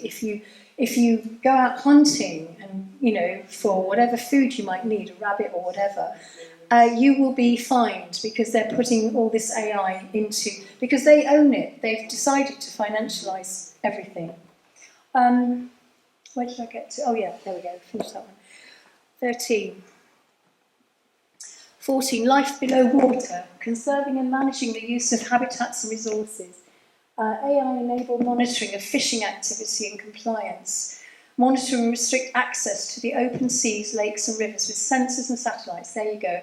And penalise those found guilty of illegal activities. Feed the population on GM farm-bred lab-grown fish. Life on land, protecting and restoring terrestrial ecosystems. Real-time habitat and land use mapping, monitoring and detection of illegal activities, wildlife tracking. They're putting sensors on wildlife so that they know how many things are in the wild. A bit like where I live, they've got agri-tech, and the cows in Somerset wear 5G collars. It's hideous. The whole thing is awful. In the reality, they move all the humans from the natural environment into smart cities, monitoring all natural rural environments with AI, restrict travel of population in natural habitats. Goal 16, peace, justice and strong institutions. Promoting peaceful society, building effective institutions, AI-enabled tax fraud identification, blockchain-enabled citizen loyalty and reward platforms. Reality is digital ID for all. Social carbon credits will be used to create obedience and punish to adverse behaviour. Track and trace everywhere using real-time locations and 5G connected cameras. Control of movement, sanctions for those who do not comply, and restricted to quarters with no benefits and blockchain turned off. The whole of Earth tokenised and financialised. Taxation on every human action unless you're a billionaire. Because actually, Aman was talking about if you're someone like us and you're speaking out about things, and that you won't be able to access the internet. They can just stop it because they've changed the way you access the internet. The HTTP will be gone, and it will default to facial recognition. You will not be able to access the internet unless you have facial recognition, because it's now not done on trust. It's done on whether you are the right person to be able to access the internet if you haven't misbehaved, which is really quite scary. Goal 17, partnership. Now this is quite an interesting one because this is the final one. Building sustainable global partnerships. This is the last goal of the WEF and G20's Fourth Industrial Revolution solutions. The reality is genetic and genome modification for endangered and extinct species. You see, everything is all about the animals that it's like them having dominion over nature. and resilience, GMO, synthetic food and proteins, decoding well-being and longevity using AI personal health maps and phenotypic data, gene editing CRISPR to tackle human diseases, weaponized control for humans while enriching the controlling investors. Now, you know, that's all kind of quite dark. This is their plan, it's not ours. And, you know, I wouldn't be standing here if I thought we couldn't actually stop this. And I think we will. I think, you know, people are waking up on a mass scale now. And we're all part of that movement. And if we can share as much of this knowledge as possible, and we've, you know, thank you to the lovely roses here, the wonderful beacon roses and all the people involved in this wonderful place, this where the truth is really there, you know, to be spoken. You know, this could be exponential. And, you know, if you look at mathematics, you look at, if you can actually wake up 10 people and they wake up 10 people, we can get this done. Okay, we don't know how long we've got, but I feel there's an urgency. Who knows when they'll try and bring a digital ID in? I think they need to develop a bit more tech before they do. Aman probably knows a little bit more, I don't know. But, you know, I thought the financial crash was going to come this year. But, you know, unless it happens before December, which I don't think it will. You know, when are they going to? Because they possibly will use a financial crash to bring in the CBDCs, because they'll say, right, you have to download the app in order to access your money. June next year. It's June of next year, thank you, because you're in the know from the other side. Well, that's what they're saying, is June next year, and they're crashing the system right now. So Yeah, I feel that, yeah. Literally, the news is out. June next year. If anybody's got, well, what they did is they said if Goldman Sachs or JP Morgan, they put something out last week, and they said to all their investors over 500 million that they need to take their money out of the stock markets, bonds, everything, put it into cash, gold, silver, and platinum. Right, that's really, really useful information, thank you, because we've all been on tenterhooks for such a long time. And don't ask me, I'm not a financial person. I'm sure there's lots of people that do know. I mean, right. Well, I think that's really what we'll do is we'll have a Q&A afterwards, because I've nearly finished actually. But part of this is trying not to engage with their system, and I would love not to have a smartphone, but I'm using it for the truth movement at the moment. If I wasn't doing this work, I'd probably get a dumb phone, or not have a phone at all, or just keep a landline and hardwire into my computer. But you know, the thing is that we all live these lives where we've got to communicate at the moment, and I'm just seeing that perhaps, you know, we will be living in if we can, in sustainable communities, and we'll get our own currency systems together. You know, even if we use curtain rings and seashells like they do in some tribes, you know, we'll figure it out, because we're human beings and we're amazingly resourceful and clever, and we have souls and we understand the threat. And I think that to remain human, this is kind of what we've got to do. We've got to all come together and be the wonderful human beings that we are, and not engage with this, because if we don't engage with it, there's nothing they can do. If enough of us engage, it has to be en masse. That's the problem. And really, spreading the word is just about everything. And my last slide is ditch the devices, if we can, ditch them, because that's the only way they have control over us. That's the only way. That's it. And if you want to have any Q&A, then please do.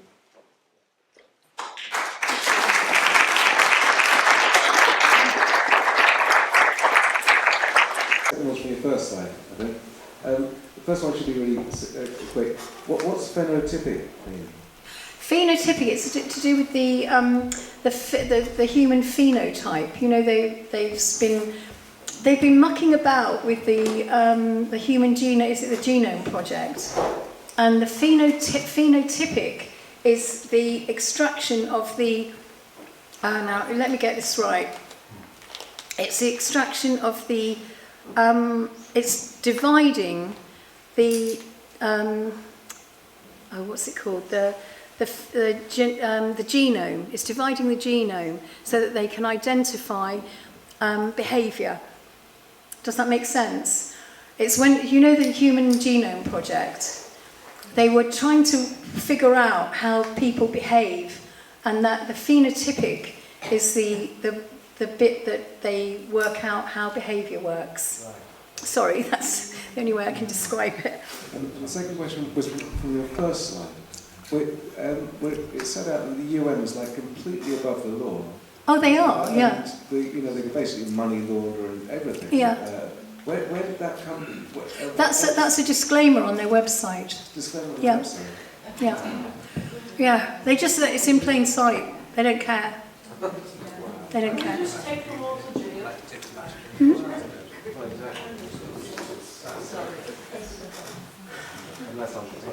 Is there a question? Is this one? Yes.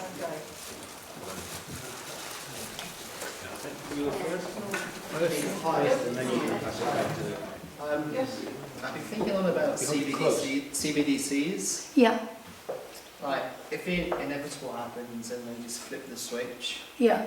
you know, and all of a sudden you're either on the CBDC or you're not. It sounds very nice, you know, you can just go and trade earrings or something with your brothers and sisters. But the reality is, you know, you need essential things to live. Yeah. So how do you foresee us getting around that? Well, if it's happening in June, it's, you know, I think, you know, it's hard. Get on some land, you know, hook up with people that are doing things and growing food and all that kind of thing. I don't know. I mean, I live in luckily I live in quite a conscious community, and we're all sort of sharing stuff at the moment. And I think that, you know, somewhere like Stroud is pretty much like that anyway. I do think there'll be a pushback with all of this. The thing is really, is that we just really need this mass awakening, almost like a 100 monkey thing, where consciousness just suddenly flips and everybody goes no. But of course, you know, we've got a lot of people that are going to go along with it because of all sorts of reasons, you know, because maybe, you know, their consciousness has changed, you know, we've got this problem.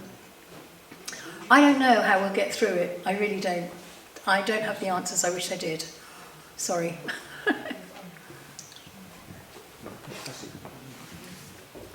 You hold it close. Thank you. Not so much questions, really just re-emphasising a couple of sort of points.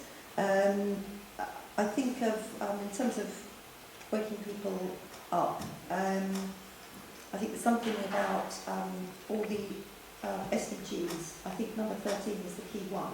Yeah. And you mentioned that if you go onto the website, you can actually go through and see what you need to do in order to meet the target. And there's a video that's been going around Telegram, some people might have seen it, where somebody's actually going through all that. And I think that's something that could be shown to people, because there's people out there saying, well, you know, I agree with the green agenda, it's a great thing, I'm happy to do that. And then the next minute they're talking about going on holiday somewhere. Absolutely. Yeah. They don't have a clue. Yeah. Taking through that and realising that actually in order to meet this thing that they are supporting, they don't understand what the detail is. Yeah. If you can send me the link to that, I'd be interested, because I'm working with some women in Australia who are putting together all the 17 goals and putting it into a kind of educational like film, and we're each taking a goal and explaining it. Yeah. And the one I was talking about was the one that took on the because there's only one that's about climate change. Yes. There's only one, and that's number. I think it's the key one, because I think one of the problems is they will look fine. All of them are about controlling resources at the end of the day. Yeah. For the normies, they'll look at that and they'll think they will look fine, you know, greenhouse, etc., etc. Yeah. I think the parallel structures is the key thing, the community. Yeah, I And think not so. just building it, but actually letting people know that they're happening, because at some point they will try to get people into the system. Yeah, And if people know there's an alternative, they might choose, they'll realise there's a choice. yeah. At the moment, people won't realise there's a choice. Well, We need to know about you know, that. there are, I mean, if you've got children, my advice would be take them out of the educational system, for goodness sake, if you can. Because there are support systems in most towns for home education. And there's people, like-minded people getting together. There's a lovely project in Sussex called Hope Farm, Katie Jo, do you know her? A load of children from Sussex are all coming together and their parents, and they're homeschooling because they don't want their children to be surveilled and data harvested and through the school system, because the teachers have no idea, most of them. I would love to meet an awake teacher, I really would. I haven't met one yet. But they all seem to be going along with this, and you know, even the children at the moment are surveilled in the playground. You know, there's all sorts, there's cameras. Even in my granddaughter's school, I haven't convinced my son and daughter-in-law to take the child out of school. My oldest is 6, my granddaughter, but I noticed there's surveillance cameras in the playground. They're watching them, you know, already, and inside the school as well, because, you know, it's all security and it's all because of the bad people that could get in. No, it's not. And that's another thing. They blame all this on, you know, it's for your own security, it's for your own benefit. It's not. They just want to surveil and data harvest you. Yeah. I mean, I know that all this is dark, and you sort of apologise for that. So Yeah. But actually, you know, this gives us information, it gives us knowledge. And knowledge is power, and that's how we fight back, by knowing. Because That's how I we see it, don't yeah. know. Yeah. And if we don't know, we'll just go along with it. Yeah. And we wouldn't realise Exactly, and then yeah. we'll be trapped one day. So it is actually important that we know. Yeah. However hard it is sometimes. Thank you. And you know, I hope I deliver it in quite a light-hearted way, because honestly, if I really thought this was happening, I'd go and hang myself. You know, We're all pushing back on this, and we'll stop it. There's a guy in Sweden, I was researching the 50-minute neighbourhoods the other day, and there's a guy in Sweden, I can't remember his name, he's head of some company or other, and he's actually promoting the idea of the 1-minute neighbourhood. Now, if you think about that, that's a lockdown, complete lockdown. oh yeah, a 1-minute neighbourhood. I mean, at the moment they're talking about 15-minute neighbourhoods, but it's going down and down and down, isn't it? So at the moment we've got an extra Reducing 40 your minutes. mobility. Yeah, making Yeah. most of it while you've got them. Yeah. Oh, God, it's unbelievable. Yeah. Any more questions? Oh, yes. Oh, well, yeah, not really questions again, just some sort of ideas. So one lady who was here last week for Universal Law Community Trust, and essentially that's using their own system against them. And then what they've managed to do is find a way that you reclaim your identity from the legal fiction of the birth certificate. And when you do that, at a certain point in the game, they're going to send their agents after you, whether it be debt related or whatever, you know, try and keep you in the system. But the way they've done it, and don't ask me how to describe this yet, I'm still getting my head around it, is that what you can do is essentially say, well, if you want us to not do that, then essentially what you're saying is that you're breaking the rules of your own creation. Yeah. So this is a huge one, you know, and again, getting people out of debt before it becomes the thing that. Absolutely. I mean, I think thank you for that, because there's a lot of stuff going on with sovereignty and community and law. You know, sort of what do you call it? Common law and natural law. You know, to be honest, the thing is that it's almost like a raising of consciousness of how we've been controlled and how our law is not actually it's not serving us, and that most lawyers don't really know they don't know common law, they don't even acknowledge common law, and common law is really what underpins our law. And a lot of the older lawyers understand it, but the new lawyers aren't being taught this, and we have to hang on to common law. It's very important. Yeah. And following on from that, the other thing was something that Mark Devlin was mentioning about the useful idiots. So all of the counsellors, Yeah. they're going to be enslaved in this shit. Oh yes, can't wait. And they're you know, most of them are pretty slippery, selfish characters. So if you can tell them where it's going to hit them, and get them to it, you know, because they need those useful idiots to implement all of the stuff in each individual area. Yeah, absolutely. You know, I was speaking at the break, but actually, what I'd love people to do, and I don't, you know, I'm not precious about any of this work. If anybody wants to take this PowerPoint and go and present it to their local council, let me know. I'll email the whole lot if you can understand it and be able to. It's got presenters' notes on it. But quite honestly, I'm going to present. I won't probably do it as so complicated as, so I'm going to present a shortened version of this to my town council, because for 15 years I've been trying to wake them up. They're a green council, and they have no idea. They're only interested in hanging baskets in the town and you know, sort of holding green events that they have no idea what they're supporting, and it's all lip service. It's nonsense. The ones at They the do, top. they're free maintenance. Yeah, at the top they will. Yeah. They absolutely do. They give the impression they're naive, they're talking about. Yeah. But they absolutely do. Exactly. Same with the police. One last point I was Yeah, going to go make was about the 5G. So Yeah. Mark Steele's just been out recently saying that, I can't remember exactly what it was, but there has been no certain studies done, and they are asking councils now to take them down. That has been a High Court ruling. Yeah. Saw that, Yeah, but- there's lots of positivity. I mean, I belong to our local group, which is Safe Tech in Glastonbury, and we had a big sort of case against a 5G tower going up a few months back, right next to a school. And I was amazed at how switched on some of the county councillors were, and they had an expert witness come in who said, look, this is detrimental to children's health and all this, and it was stopped. The trouble is that straight away they put in planning permission again, and it's like whack-a-mole, you know? It's like whack-a-mole. You have to keep doing it, and they're trying to wear us out, you know, because literally the next week they put in planning permission again. Yeah. Oh, don't know who to ask. Thank you. Hi. Just a couple of points that have been raised tonight I'd just like to address for people that might not know of things that are going on. When I was talking about the collapse of the stock market and where the big investors are putting their money, one of the reasons they're going into gold is because they are looking at potentially, at the moment I think an ounce of gold is about 1,400, and they're looking at 14,000 per ounce of gold when it crashes. Right. Okay, and so looking at things like that, if you're looking at land, it can still be taken off you unless you do your AP01 or AP1 and put it into a trust. Now, I deal with all sorts of things like that with regards to taking back your sovereignty as an inhabitant of this planet Earth. So what we do is we go one step above normal common law. However, I'm involved with a common law group at the moment who are taking Hereford County Council to court.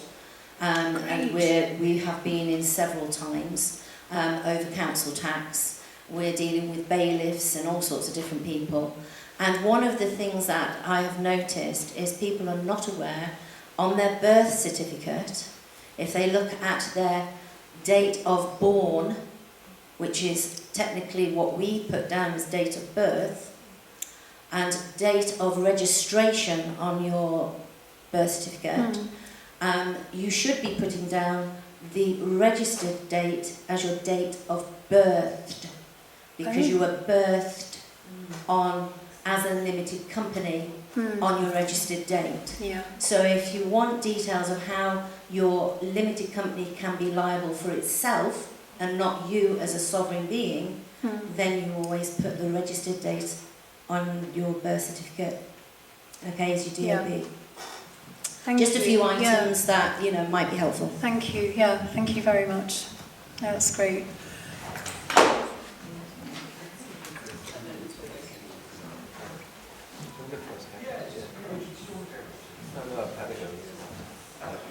Yeah, just actually a little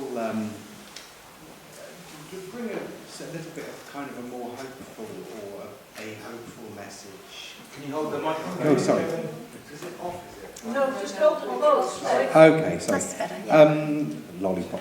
A kind of a slightly more sort of hopeful message. You know, when we're watching all of these things which you're presenting, you know, the overall impression we're getting, or the overall impression that I'm getting, is that the people who are coming up with these proposals are in fact Insane. Insane, yes, yeah, but you know, like basically, what we are seeing here are the power fantasies of really rather impotent people who have reached the end of, you know, they've brought the world to the kind of state of crisis that it's in through this mindset of insane desire to control everything. And, you know, they think that it's like, well, oh, if we just do even more, then we can fix it. So basically, I think, you know, most of what we're seeing here, I really, really hope, are in fact the fantasies of madmen rather than things that we really need. I mean, I'm just trying to kind of give an antidote to that kind of fear and horror that these things invoke in our hearts. Yeah, absolutely. Thank you. So, as I see it, you know, there are kind of two routes that the world, you know, are likely to go. Because we have reached some sort of crisis of the mindset that brought us to this point. And, you know, my kind of impression is that there are kind of two possible roads forward. You know, one of them is a kind of joyful, free, organic, messy collapse. And the other is this kind of insane, totalitarian, everything being controlled by lunatics, which won't work anyway and will, you know, bring us to an even worse collapse. So, you know, it was just to kind of, you know, just to kind of try and avoid getting into that kind of pit of you're blackness absolutely right. You're 100% right. I mean, it's interesting because Rudolf Steiner talks about this. You know, I've already done one quote, and I was going to put this in, but I thought I'd talk about it at the end because Rudolf Steiner talks about a bifurcation of society. And that you know, that people will go with their souls through the spiritual route, and then the others will just go to hell in a handbasket. You know, whatever they want to do. I don't know. But it is interesting that you know, he's such a visionary, and he did talk about this, and it will be sort of interesting because. If you think about it, it's been a bit of a gift, all this, and it's horrible to think that all this nonsense could be a gift. Because all this nonsense is making us make these choices. Because before we weren't aware of all this. Before, you know, I only woke up really in my sort of, probably about 20 years ago, and I've been sort of slowly putting the pieces of the jigsaw together, and it's taken a jolly long time, actually, and, you know, I'm still doing it. And, you know, you realise that you're living in this absolute madhouse, you know, and that in a way all that has to crumble in order for the good stuff to come through. And the good stuff is us, is the souls that understand that we have a soul, understand good from evil, understand exactly, you know, and are empathetic and don't, you know, are not power over, we're power for, and that we're not going to be psychopathic in our behaviour. Whereas unfortunately all this lot seem to have lost their souls and are brainwashing other people to lose their souls. That's the worst bit, is that they're coercing and brainwashing everyone to be like them. We are, you know, we can see that, and and I know there's a lot of souls teetering on the what the hell's going on, you know, I want to, you know, I don't understand this. It's for us to really spread the word and try and encourage them that there is a family here.